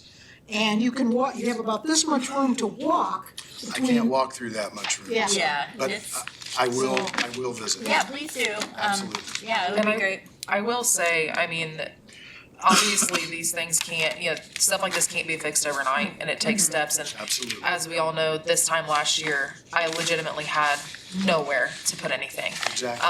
And Now you do. back in March, when I approached Nikki and said, hey, I might have 28 dogs that need to come in here. She just went, wow, okay, let's go see what we can do. And then came out and actually helped me get them. I mean, previously, I would have just had shoulders shrugged at me. So this year has been just fantastic. I want to say the number that you were able to place last year was something like 34. It was very, whatever It was a I low took in number. was very low, and I think I did end up calculating that like 50 animals came to my house first, and then I placed them in outer rescue. I can't say that I've taken many less animals home this year, but it's been. More to help. Yeah, 60. yeah, and I fostered a lot through them too, just to make it a little bit easier, like, hey, you don't need to take neonatal puppies, I got it, So we'll continue to work yeah. on that, and thank you very much for all Thank you you. do. And you mind me sharing, our animal control officer personally has 14 dogs at her home. Yes, 9 are fosters, I'm not that crazy, I'm crazy. I have 6 animals, all were We're strays. thinking about calling animal control on it. Well, I have 6 animals that were all county strays. So there's plenty of room Yeah, so I'll give you half of Only mine, six? and for- then, on Gilmer Road and an empty barn. yeah. No, mine are all comfortably housed and in cushions in their own bed. They all have different floors. With apologies, we're going to have to move on. Thank you. That's where I'm Thank going. you. Thanks for coming in. So much. Really appreciate everything. Yep. Thank you. Thank you for Thank you. taking care of those lucky dogs and cats. Thank you. And y'all have a nice holiday. You too, you too. All right, Ron, did you have anything else? I don't believe so. Okay, Hear you. let's go to Steve Higginbotham. All right, to your project sheet. Still moving slowly on the annex generator. I've asked for a completion schedule on that and haven't got a response yet. The X-ray screening equipment, you approved that this morning, so that'll be filled in and we'll get that on order. The Coleman Ceiling and Lighting Project, that continues. They're moving, they look like they'll be on schedule to finish that when they'd indicated by the end of the month. Okay. First Bank Expo, that still stays on there because they've not requested that final pay app yet, so that, I wanted to leave that amount on there so you can, as a placeholder, to see that. And that's still $80,000, that's. Actually, it's gonna be a little less than that. I was waiting on that pay app to get you an exact number. Well, and we need that exact number so that we can And I've move asked, those dollars to some other. I've asked for that, and I got an email right before lunch. He's gonna respond to me today, so Okay, maybe I'll get a response next week. there's plenty of We time. can hope. I'm gonna skip the landscape. I'll come back to that in a minute. The IT cabling project, that continues to move along at the pace it was intended. Now, the Proxcard lock system, you have approved that number, and refresh my memory, I forget what we've done with council. It has not been fully approved. That's what I think, So it should be next week, Okay. next Wednesday. So we'll bring this back to them for, So all of these things have to be approved by us because our last meeting is next Wednesday. Now, we could still schedule a special meeting on that, is it a Monday, the 30th? When council is gonna meet? If we, Yeah, all we have to is open door notice unless we have some public hearing or so something. this, the commissioners approved it, you've already, this one, Yeah. we've already approved.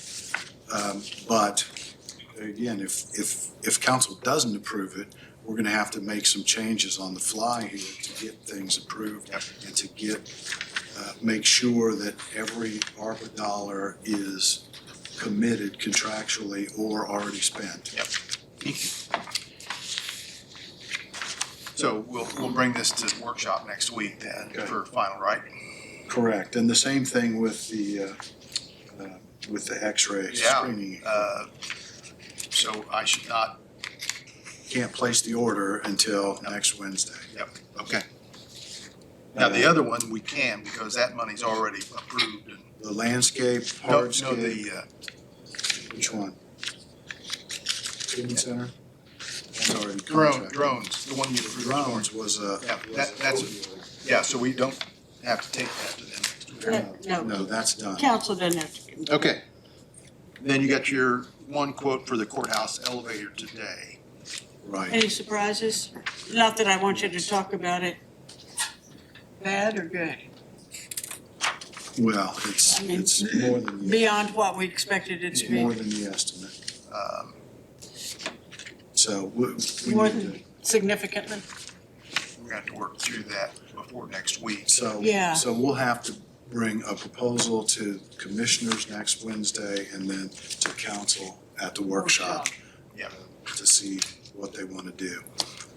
On a separate note, I had a conversation with Barry Ritter today, and Steve and I got an email from Barry saying that there was about $100,000 in that $3.1 million contract for the radio project that was contingency funds, and that we would need about $3,000 of that contingency to pay for additional cost for the cranes that lift the buildings into place.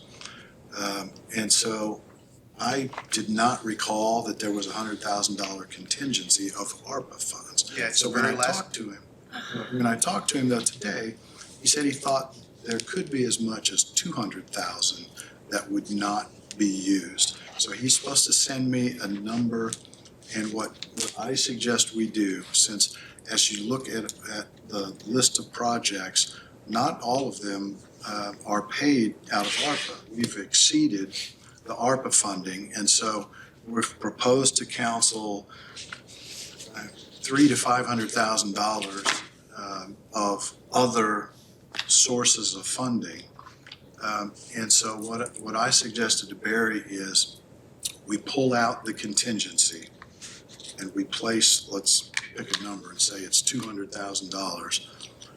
We allocate that to, for example, the elevator project. And then we replace that contingency with some other form of funding that if we don't have to spend it, we keep it. As opposed to ARPA funds that if we don't spend it, we send it back to Washington.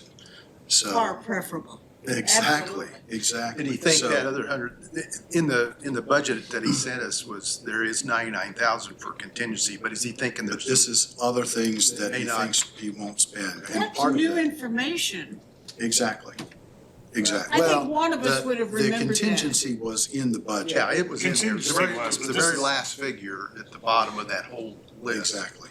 Um, So it's a lengthy list. lengthy list. So anyway, we caught it in time, we can fix it.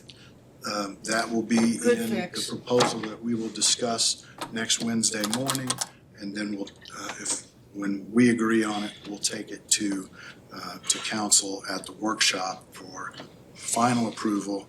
And then they have a meeting on the 30th. We can go ahead and schedule a meeting for that day, or we can agree next Wednesday what you want me to take to council, and if there's any changes for the 30th, and we can not meet, but let council meet to make any final decisions. So entirely up to you. We can do it either way, but it starts with our meeting next Wednesday, where we will pull together a final recommendation that will go to council. And then that night, we'll need to discuss it. If they disagree with any of our recommendations, we'll need to arrive at a joint agreement on how those dollars will be allocated. And I think we can. I mean, most of these are already approved and have been for months and months and months. But, for example, the elevator project, which we just got the bid on today, is one of those that we haven't had discussions on the need, but now we have the actual numbers, whether we're going to approve those. And we could approve one and not the other. And remember that we've got the new elevator, and then the refurbishment of the existing elevator is an alternate. So we could do the new elevator and defer the refurbishment until a later date. We Or need to could talk we through just that. do the refurbishment? The Just do problem- the alternate. The problem with that is that then we're without an elevator for probably months. Months? They'd indicated, I think, 3 months? Three or 4 We months. have no alternative, we have to have. And that We was the could whole, have a ground floor court. Yeah. I would prefer not to be the one to tell the judges that, so do you want to come back in January and Tell talk the to them? magistrates they've got to go. Aaron can do it, he's the one that has the Oh, heart. that's right, the big heart. Or downstairs in this building has a kind of a courtroom. You know, this building is not the same level of secure that the courthouse is, and I really don't want to get into that. I think we need an elevator, so I'm going to advocate. Months. They have to take the whole thing out and apart and completely rebuild it. So, and months, assuming that it's on schedule. Chairlifts. Remember this building, or this room, the remodeling was supposed to take, 8 weeks or something, and it took 8 And months? $75,000. We- 80. We were close to the budget. It was the time that was the issue. Maybe the sound system. Anyway, okay, so that's where we're at. Do we need to approve anything? yeah, else let's today? talk about the front plaza, the landscape. Oh, yes. That's the title we've given it. And so, we put that up in bids, you received them. Our architect has reviewed those, and we received 2 bids. One was from Morelli, and the other one was from Thor. Smerelli is the low bid, and that is the one that is being recommended to us by LWC. The base bid, and remember, this is to make the front of the courthouse ADA compliant. It is also to improve that parking area where the emergency vehicles park. It'll make it deeper so that they can Deeper, so actually they're not park sticking in the out. street. It also provides for a temporary entrance to the courthouse during construction. Right. So the base bid from Smeraldi on that was, and remember, we had set aside $500,000 from ARPA for this project. So the base bid from Smeraldi was $275,000 for that portion of it. The first alternate was to remove all the brick on this side of the street and to fill in any sinkholes that we may have out there and then to put that back into grass. Right. And that alternate bid is $35,000. The second alternate was to replace the streetlights. And so when our streetlights, and there was a question of the number, but that has since been clarified. And so the second alternate is $85,000, and that replaces all 13 of our streetlights. So in the parking lot, Annex. on 4th Street, Yeah. and in the plaza, there's. Yeah, there's one in the plaza, there's 5 in the annex lot, and then there's 7 along this 4th Street. So Plaza really is at the entrance, the north entrance to the building, right? So there's 13 of them. Okay. And And then, no replacement in the health lot, the Correct. bank lot, or the, no, Correct. no. okay. Now, And how much was that again? 85,000. And so, what wasn't in the bid, and we went back to both bidders to let them bid on this, and was that there was not a provision for a sidewalk on this north entrance of To the go annex. from What- the current sidewalk to the Main Street. the Main Street Main Street sidewalk. sidewalk, yeah. Obviously, we were gonna remove all the bricks and put that Right. back in, but there was no provision for a sidewalk. So, both bidders were given an opportunity to spec that, and that was $6,250. So the total bid for Smeraldi is $401,250. With all alternates accepted.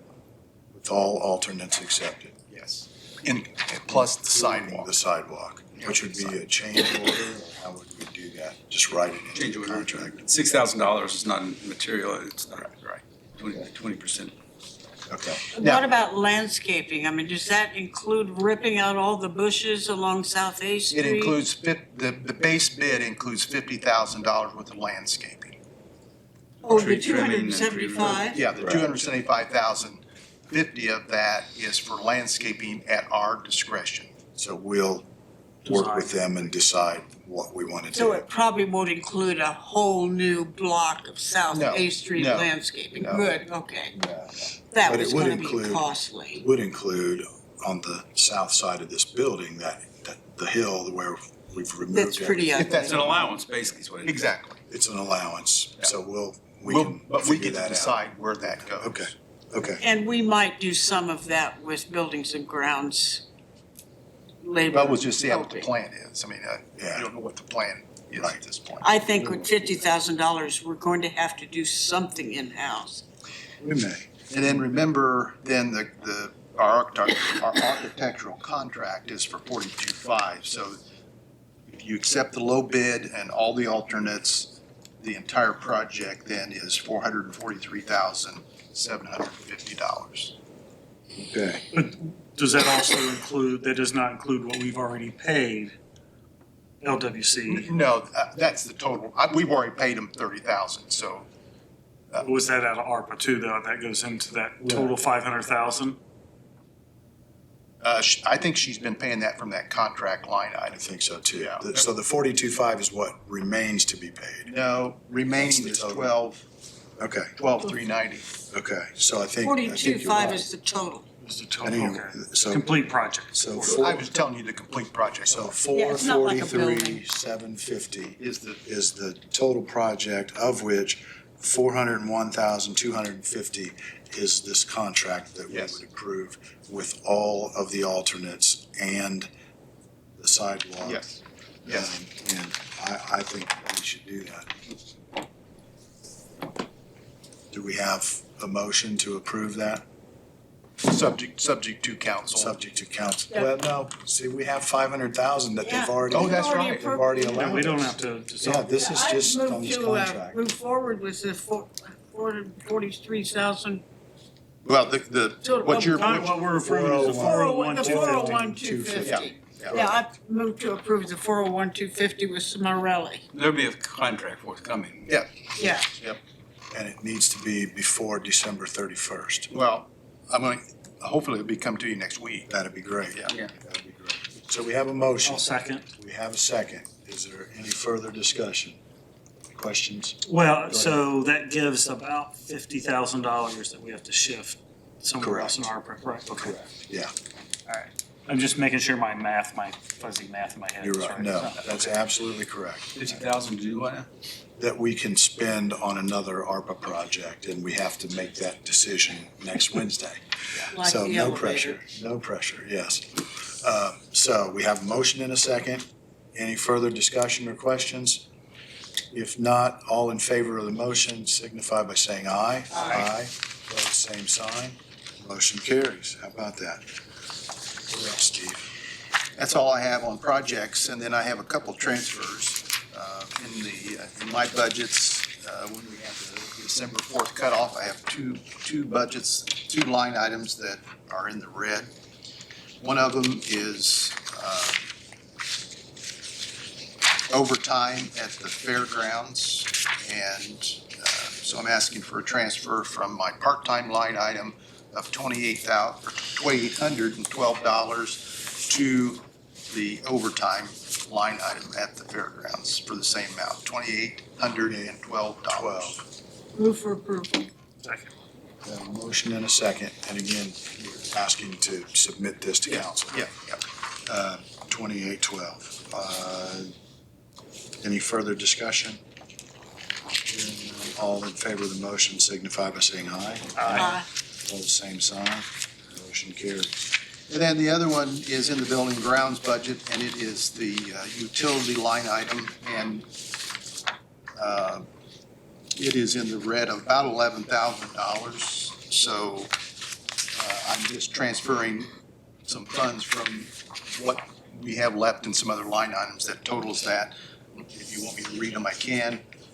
From the miscellaneous fund line item is $7,900.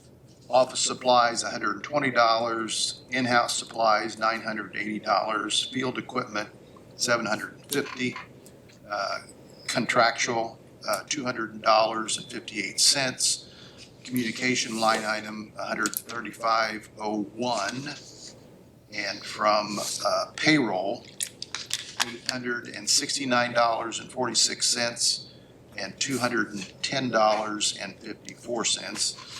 And those total to be 11, need to add that up for you. Uh-oh. Well, they're on two separate pages here, so just 1 second.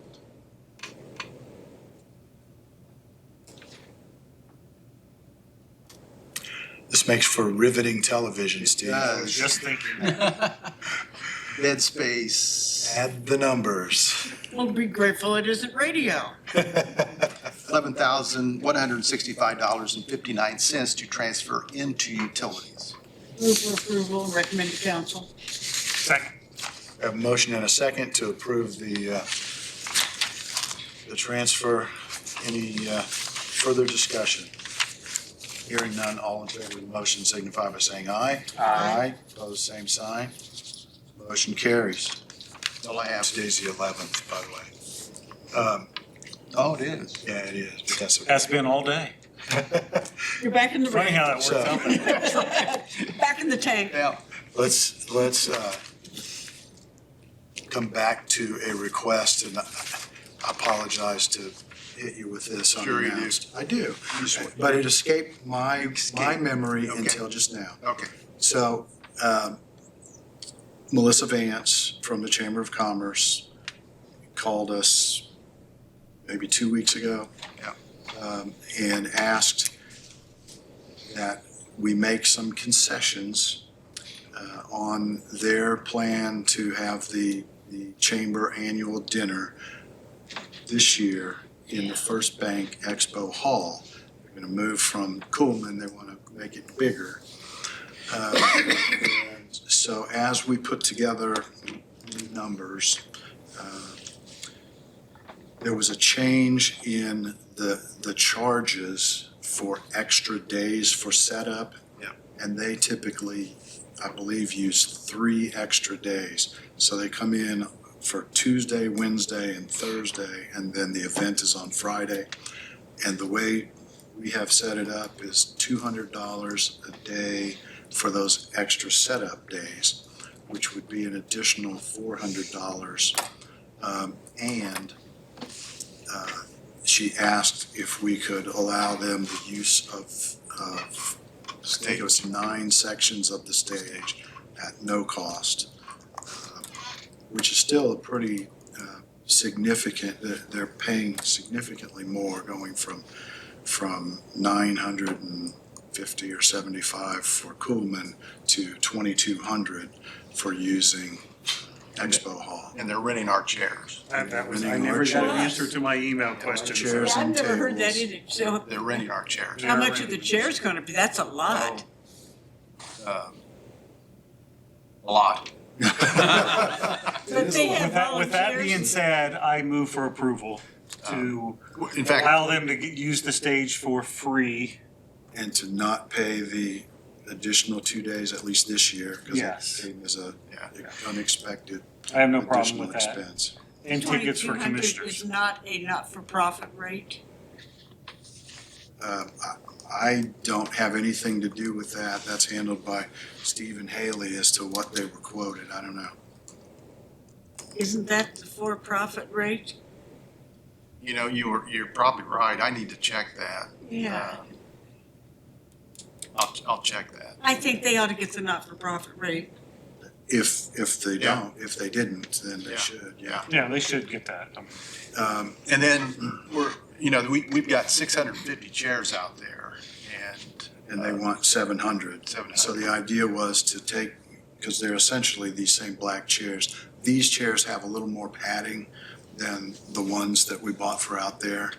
But we have 100 plus of these chairs. We can take those out there and use them and bring them back, and it shouldn't be a problem. Then we need to evaluate in the coming year, do we need to invest in more chairs and We have tables and. Before we do that, I'd like to get some storage. Well, and I know there's a lot of issues that we need to deal with, including the parking lot, which is not covered now, but. But yeah, I agree. But in January, Haley will present, like she did last year, to you and council, income analysis and specifically looking at our payback on this equipment. Okay. Can you get with Haley and get us a number to give to Melissa tomorrow? Yep. And then do you want to go ahead and approve the using the stage for free and eliminating those 2 days of extra charges, or do you want to do that? Do you want to give them the? She needs to know. I know, I think we should I'm go okay ahead with and the do 2 it for extra this year days. at least. Yeah, for this year. Yeah, and the stage and the not-for-profit rate unless that's it. And they still don't really know how much extra time it's gonna take to set up in that building as opposed to in Coolman, so. Now, setting up chairs, the labor, if they're gonna do their own labor, that'll save them a lot. Well, we have a cost. I don't know what, just if we set it up, we have a That's part of cost. the contract. But they may set them up themselves. I mean, it's different if they do the labor or we do the labor. Correct, Yeah. correct. And I think they have a lot of volunteers that come They out. do, and I think they typically do that and then clean up the next day. Yeah. So, okay, so is there a motion? That was my motion. That was your motion, And with those parameters, I'll second. okay. Any further discussion? And then you're gonna check on what rate they're being charged, because they should be charged at the not-for-profit rate. And we'll get back with her tomorrow. So all in favor of the motion signify by saying aye. Aye. Opposed, same sign. Motion carries. Thank you. Okay, Good, that's exciting. yeah, it is. Have What is our that, first what is the date banquet. of It is the January 17th. 17th, Friday, the 17th, I believe. We had a banquet in there last weekend. Oh, really? What was that? Van Door had a Christmas party. Really? Was it pretty full? I can't think of them filling that up. I think They must have played soccer or something in there. I don't know how many they had, but it was last Saturday and went well, I guess. They did the whole building. Well, they take the whole building. I don't know how they had it decorated. Yeah, I don't either. Okay. Cool. So we've got the donation, Clerk's office. WUR resolution number 2, transfers, request to close the clerk office, and that I move is we for the allow the birthday clerk to close her Christmas office party. for the Christmas party lunch. And what day is that? December the 18th, from 11 to 1. So moved. Second. Motion and a second, and if there's no further discussion, all in favor of the motion signify by saying aye. Aye. Opposed, same sign. Motion carries. BZA and APC appointments. Appropriations or appointments? It's Yeah, it crossed, says that- appropriations is It's crossed. appointments is correct. Yeah, appointments is. Appropriations. Yeah. We didn't get any emails on They was attached with your agenda. appropriations. Laura is requesting Don Berger to be reappointed as a citizen member of the BZA Board. Danny Phelps, the citizen member for the Advisory Plan Commission. And Philip Neal, a citizen member on the Board of Zoning Appeals. Move to approve all of the planning director's requests. Second. We have a motion and a second to approve those appointments. Any further discussion? If not, all in favor of the motion signify by saying aye. Aye. Opposed, same sign. Motion carries. There was still one short of the BZA. Need one more. You didn't sign it. Did you want me to? Well, bring him back. You're back in the red. That's right. I just can't get it out. I wanted you to change the date. Oh, I see. And then I'll sign it. I'm kidding. I'll sign it tomorrow. You just can't get out of the red to save yourself. All right, hotel increase. The Township Assessor's Office is requesting an increase to $154 for 2 rooms, 3 nights at the Hyatt Regency in Indianapolis. Why do we have to approve that and not? Why do we have to approve that, really? I don't know. Do we have a motion to approve? That's our. That's our That's another implementation. discussion. Implementation is an approve. executive function. So we have a motion to approve. You've made motions to approve like 25 of those so far this year. But the township assessor, I mean, are we gonna tell Susan Isaacs how much she can have for Because lunch? she's not a county I employee. know, but you get my The point. township What- assessor is. That makes no sense. I hope you'll fix Okay. that someday. Well, until then, I'll make the motion. She already made the did. motion. Oh, You wanted a second? We have a motion and a Makes no second to sense. approve the hotel rate increase. Any further discussion? Hearing none, all in favor of the motion signify by saying aye. Aye. Opposed, same sign. Motion carries. Peter Boa, you got the word back. I'm not sure you were copied on this, Ron, but we got word back from Tim Smith that the Peter Boa appointee that we approved this morning is a Republican, so, but we didn't hear back from him about the balance on What the the other. balance of the committee was, so we don't know whether we needed a Republican or a So Democrat. do you mind just throwing in there Just do a a waiver. waiver for party balance? Party, yeah. Because we may not have time to, he needs to get that in order, so Absolutely. can you just do a party affiliation waiver? I'll Or do you want us to do our I'll be waiving diligence? a level. We're We're gonna waive all of those things. Waive everything. Well, except he lives in Wayne He County. lives in Wayne County. Yeah. Yeah, So we waive the level 3, the party It's of Robert Robert. Hobson. Hobson, yes. Hobson, And the political affiliation. Robert, AKA HOBSON. Here, I did. That goes down my list. Do you have pass that anything to him? else? I don't need that. One last thing. Last week, the council had approved 2 transfers that need to come to commissioners also for approval. The surveyors, requesting the drain maintenance, transfer $1,369.58 to the drain improvement as a repayment for the loan from the general drain improvement fund. Okay. And an EMA. Let's do this one Can we do first. that as commissioners, the drain improvement, Yeah, the council already did it. You mean as opposed to the the drainage drainage board? board? What are you doing? Approving a transfer of funds to pay back a loan. General drain maintenance, yeah, this is a drainage board. That's a drainage board matter, yeah. So we need to have a drainage board meeting next week to do We that. already had one today, we could have another one. Can we have another one? We can't really reopen that meeting. Well, I imagine we could, since I Okay. bet we didn't advertise that meeting. Oh, they're always advertised. I'd like to recess the commissioners They're meeting. advertised for the second Tuesday. Yeah. Advertised for 1:30. a year long. Mr. Chairman, I move that we recess the commissioners meeting momentarily. I'm not gonna worry about it. So we'll get Because eight- you're not the one that would go to jail. That doesn't give me much comfort, Ron. There's no drainage board line item on there. Does that mean we get $80 today for our 2 drainage board meetings? No, it doesn't.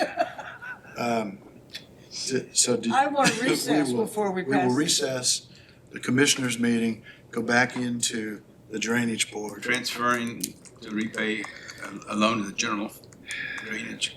What was it? Mr. Drainage Board Chairman, I move that we approve the general drain maintenance for $1,369.58, transferring to line item 1158 in that same amount. Council has already approved. Second. Okay, we have a motion and a second. Any further discussion? Hearing none, all in favor of the motion signify by saying aye. Aye. One signature. Aye. Okay. Bobby, I'm sure you're gonna get the minutes right on the drainage board. I move that we, Wait a minute, do you have anything else for the drainage board? not that I'm Well, currently aware Well, do of. we? I would like to go to BeaverCon. It's in Delaware. No? No. No? All right, so we will, once again, adjourn the drainage board, my favorite board, and we will go back to our commissioners meeting. Bobby, I hope that this next transfer It's is not the the drainage commissioners. board. Transfer. This one's from the EMA. They want to Thank transfer goodness. $4,500 from part-time communication specialist to overtime. And it has been approved by council last week. Okay, Second. got a motion and a second to approve this transfer. All in favor of the motion signify by saying aye. Aye. Opposed, same sign. Motion carries. Bobby, what else? That is all I have. Okay, Mary Ann, let's go to claims and minutes. I have a couple of things. Number one, the last ICAP meeting of the year, and my last meeting, is next week. Okay. Have you had time to consider which, who you'd like to appoint to that ICAP board? Brad and I have talked about it a little bit, and we're kind of thinking either Kathy Williams or Aaron Roberts. So actually Kathy is at the top of my list. I haven't had a chance to talk to her. If it had occurred to me, I would have talked to her today. She was here for the lunch, but I will call her and talk to her and see if she has an interest. And if not, we will appoint Aaron. Okay, the meetings are mostly in Newcastle. That is considering where she lives, that is quite a drive. Night meetings, they do night meetings monthly, just so she knows that. She has a Cadillac, so I Yeah, think she'll be fine to drive it. It may be an issue. I just want to make sure she's aware that they are night meetings, 6 Let o'clock her to know. about 8:30 I will let her know. Thursday nights. Okay. Okay. Is it monthly? 9 meetings a year, Okay. and then a it's- Christmas party at Willie's. And it's the second Thursday? Fourth Fourth Thursday, 6 p.m. Christmas part, Willie's, I'll be on that board. Do you want to be on that board?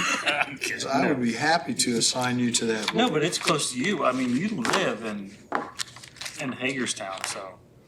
I live It's- outside of Hagerstown. It's still a for you to be in 25-minute Newcastle. drive. It's driving at night, a long way. And you don't have a Cadillac. I don't. Oh, okay. My problem, Kathy's a good I have a choice. Chevy.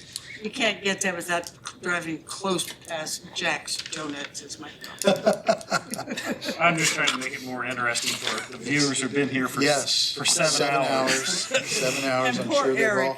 they've all stuck with us. Eric at least is getting some. And also, speaking laughs of out of Eric this. and WCTV, I also will be going off to WCTV board as our ex officio non-voting member. So please give some thought to that. As you know, the WCTV administrative function is closing with IU taking over a much stronger role in that. So the role of a commissioner's ex officio member may change as the board structure, meeting schedule, et cetera, may change in the year ahead. So I don't think you need to appoint anyone now, but just be thinking about that. Also, I do serve on 3 different boards, extension, 4-H board, extension, 3 different boards at the extension office. And I do recommend that one person take all of those ex officio appointments. Does it require someone with heart? Is that 4 times I've That is mentioned that, 4. Aaron? Okay. There's not as much heart as a hearty attitude and an outdoor spirit. Okay. Okay? Okay. Now that leaves Aaron out. All right, we will make sure that we refill those, and we've had a few conversations about assignments, so we're not, I just didn't want to fail to say those are appreciate that. boards I'm going off of and will Okay. need filling. Okay. Anything else? How about claims and minutes? Okay. I signed it. You just have the wrong. Oh, that's good. Oh, this is something else. I signed that one. Move for approval of PERF and federal tax payments dated December 13th. Done flex payments and garnishments dated December 13th. Payroll dated December 13th.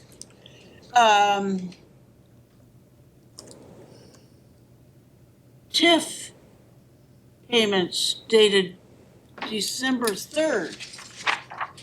No, lit, not TIF.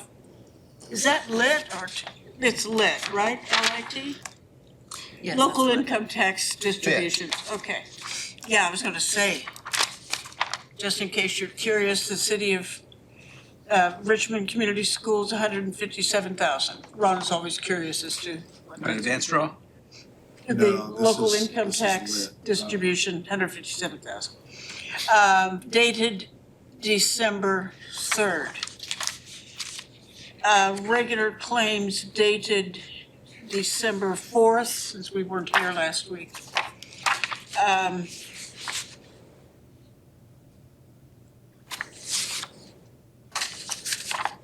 Center Point claims dated December 5th. Center Point and the Foltz Family Enterprise revolving loan fund payments dated December 10th. Veteran assistance claim dated December 4th. regular claims dated today, December 11th, and the guardian ad litem CASA claims dated December 11th. Move for approval of all of these. Second. There's a motion and a second to approve the claims. Any further discussion? Hearing none, all in favor of the motion signify by saying aye. Aye. Opposed, same sign. Motion carries.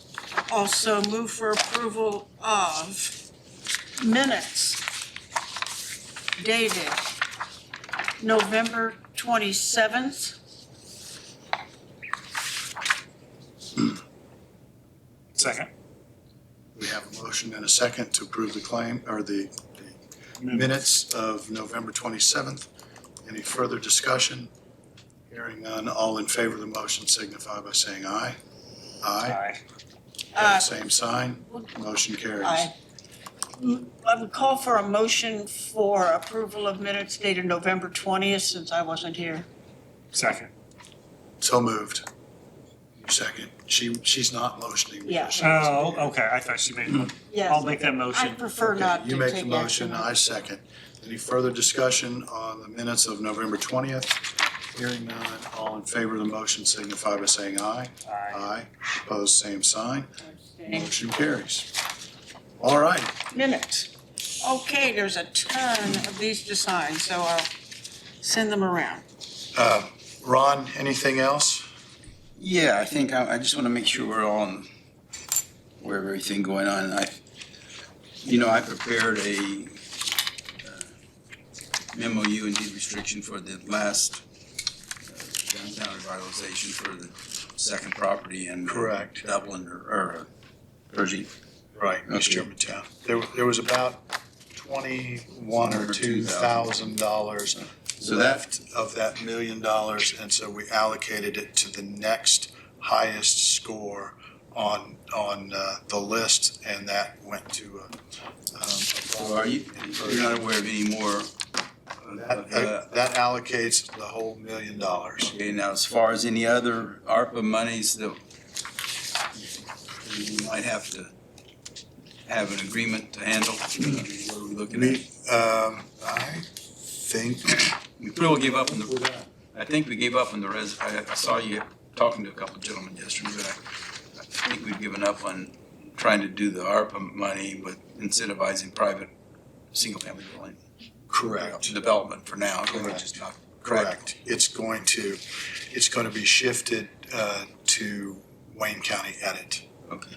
So that's part of the ARPA commitment process that we talked about, so that we put that into the radio project and shifted that project into Wayne County Edit because I of have the timing. A few bills are probably not much. I don't think they even total 1,000 for ARPA drafting work. Do you want that for, or does it matter? You can get it. Go ahead and get it to us, and we'll take a look and see if we need to make changes. We can't get it paid this year, probably. Well, maybe we can. Well, if you have the invoice and Yeah, consider it committed. Yeah. Yeah, I would agree with that. Filing the enforcement actions for the Garden City issue this week. I've got to get, tomorrow I will get Laura's signature, and then I'll get Steve's. We're filing on behalf of BZA and on behalf of the folks at the Unsafe Building Department, and Steve is the authority. I'll get the resolution. There's no time sensitivity in getting that vehicle to Williamsburg. Well, I'll have that next week. Okay. The other thing we will need to do next week is the commissioners adopt it, because that's the only way home rule works. It starts with the executive, but an ordinance that would allow then the policy of the county council to approve all line item transfers. On the transfers, okay. And then I'll have that ready for you tomorrow, next week, and then they can go to council that night That'd be great. with their copy of their revised policy as an exhibit to it. That'd be great. And put that to rest finally. I hope Well, I so. don't know about that, but at Slow least it for this down year. at least. And Steve, by the way, had a member of the auditor's office suggest that the policy that, excuse me, that we found on the payouts with the sick days was not on the website, the portal. So It is. That's where I got it from. I'm just saying that I had a complaint that that particular policy was not available on the portal. So I wanna revisit that with them and make sure they know that. That policy's been if it pretty is. consistently applied, so I'm not sure there's a I reason agree. to And I got an email consider modifying it. from, You were in my office and I printed that out for you. It came from that. So. I know, I want put a date on it? us to follow up. I want us to follow up with the auditor's office Okay. and let them, even show them if we need to, where it's located. Well, what are we gonna do about that? I mean, that's a policy matter for us to address. Yeah, we're not gonna concern ourselves with it right now. If we, in the future, when we're gonna revisit the entire personnel policy, and that can be one thing we look at if we wanna change it, but we're not gonna make a change on the spur of the moment just because Okay, one person thinks that it ought to be different than it has been for the last 20 years. okay, so It'll be it part would of be a frozen in review. place until that individual leaves the elected office, right? Is that what you're? Correct, which is our That's policy. the policy. Follow the policy. I just, there's one thing I don't think has been addressed in all those threads. I hope I've put all those threads through the needle and I've read every one, but the amount that I've seen quoted from Max and others, I Is think wrong. is not right. I think you need to divide that by By three. three, correct. Okay, I just, Yes, We it need is. okay, everybody knows you divide by three what Exactly. Max is talking about. It's Okay, all 1/3 right. of. One-third. I didn't see hours anybody you have correcting available. that anywhere on the thread, so. The whole thing, all of the math, all of the assumptions were incorrect in the Thank example that you. was I put didn't want to forward. chime in on, I figured we'd have a 2-minute conversation like we just did and that's Exactly, enough. Okay, exactly. good. And so until or unless we decide we need to change that policy as part of an overall review, we No. follow the policy. Policy's sound. Yeah, I think so too. Steve, anything else? No. Okay, Mary Ann? No. If not, I Bobby? have something. He wasn't even gonna ask me. Hey, wait a minute. Did you like that? He was gonna, So he said, Brad, no, Eric was waving at me saying you forgot to ask Brad. So Brad, I go cannot first and then I'll believe ask that, I'm gonna take this a lot longer now than necessary. it. Take as long as you need because I got to sign these things anyway. I had a request from Judge Chuck Todd that he would like to keep his computer on retirement because it has sensitive information on it. And then also there is a coffee table there that was brought up from storage. That was, I believe, he thinks it was Judge Rinke's old table that he would like to keep also upon his retirement. As a keepsake for himself. I know there's some requirements deemed no value. This particular table was one that was not in anybody's office. It was in storage and he needed a table and he said this one will work. And so it has no, if this was one that went to auction, it would be, we'd get $1 for it. It's not an antique. No. is it ugly? Yes. No, it's I- a nice looking table. Now, he sent me the picture. I mean, that's fine, but I mean, he just would like to keep it for. And then the other thing on the computer, That's different. it's typically what, I talked to Craig. Yeah. Typically, we give them the hard drive so that they have all of whatever would be, they might think is sensitive information. Right, and he did tell me that. And so the question is, he would like to have the whole computer, which Craig says would probably be up for replacement in a year or so because it's a tower 6 or computer. 8, I mean, it's an old- 6 or 8 years old. And so it has maybe not no value, but it has little value. And diminishing as time goes by. Diminishing every And once he day. takes the hard drive out and then it probably has no value at that point. But So- sensitive information, could that be sensitive information regarding individuals who've been through the court system? Yes, things that he has written, decisions he's made. And so that's why I think the practice has been to give judges, the prosecutor, sheriff, their hard drives, so that they don't have to worry about whether it was wiped completely clean, that they just give it to the outgoing office holder, retiree, and they can dispose of it as they feel appropriate. In the past, have we asked them to keep it closely held or anything like that? I don't think we have to worry anything about a judge or sheriff or a I prosecutor think that's not why- doing that. We don't give it to everybody, we just give it to people that have potentially sensitive information. And I know in past with Sheriff Kappa, we gave him his laptop for the same reason instead of. So I have no objection, I just want to make sure that it passes muster. Yeah, well, I mean, are And you? what do we need to do to be able to do it? I mean, I think the value of the of the hardware is minimal, Correct, and it's his work product. It's not a public document. correct. Well, that was my question about the transfer of public documents. But when you say sensitive information, social security numbers, about our I liability. don't know, because It's his if I knew, private, if I knew, it wouldn't be It wouldn't, confidential. exactly. Judge Colbert didn't request that. I mean, it's just something that has not come.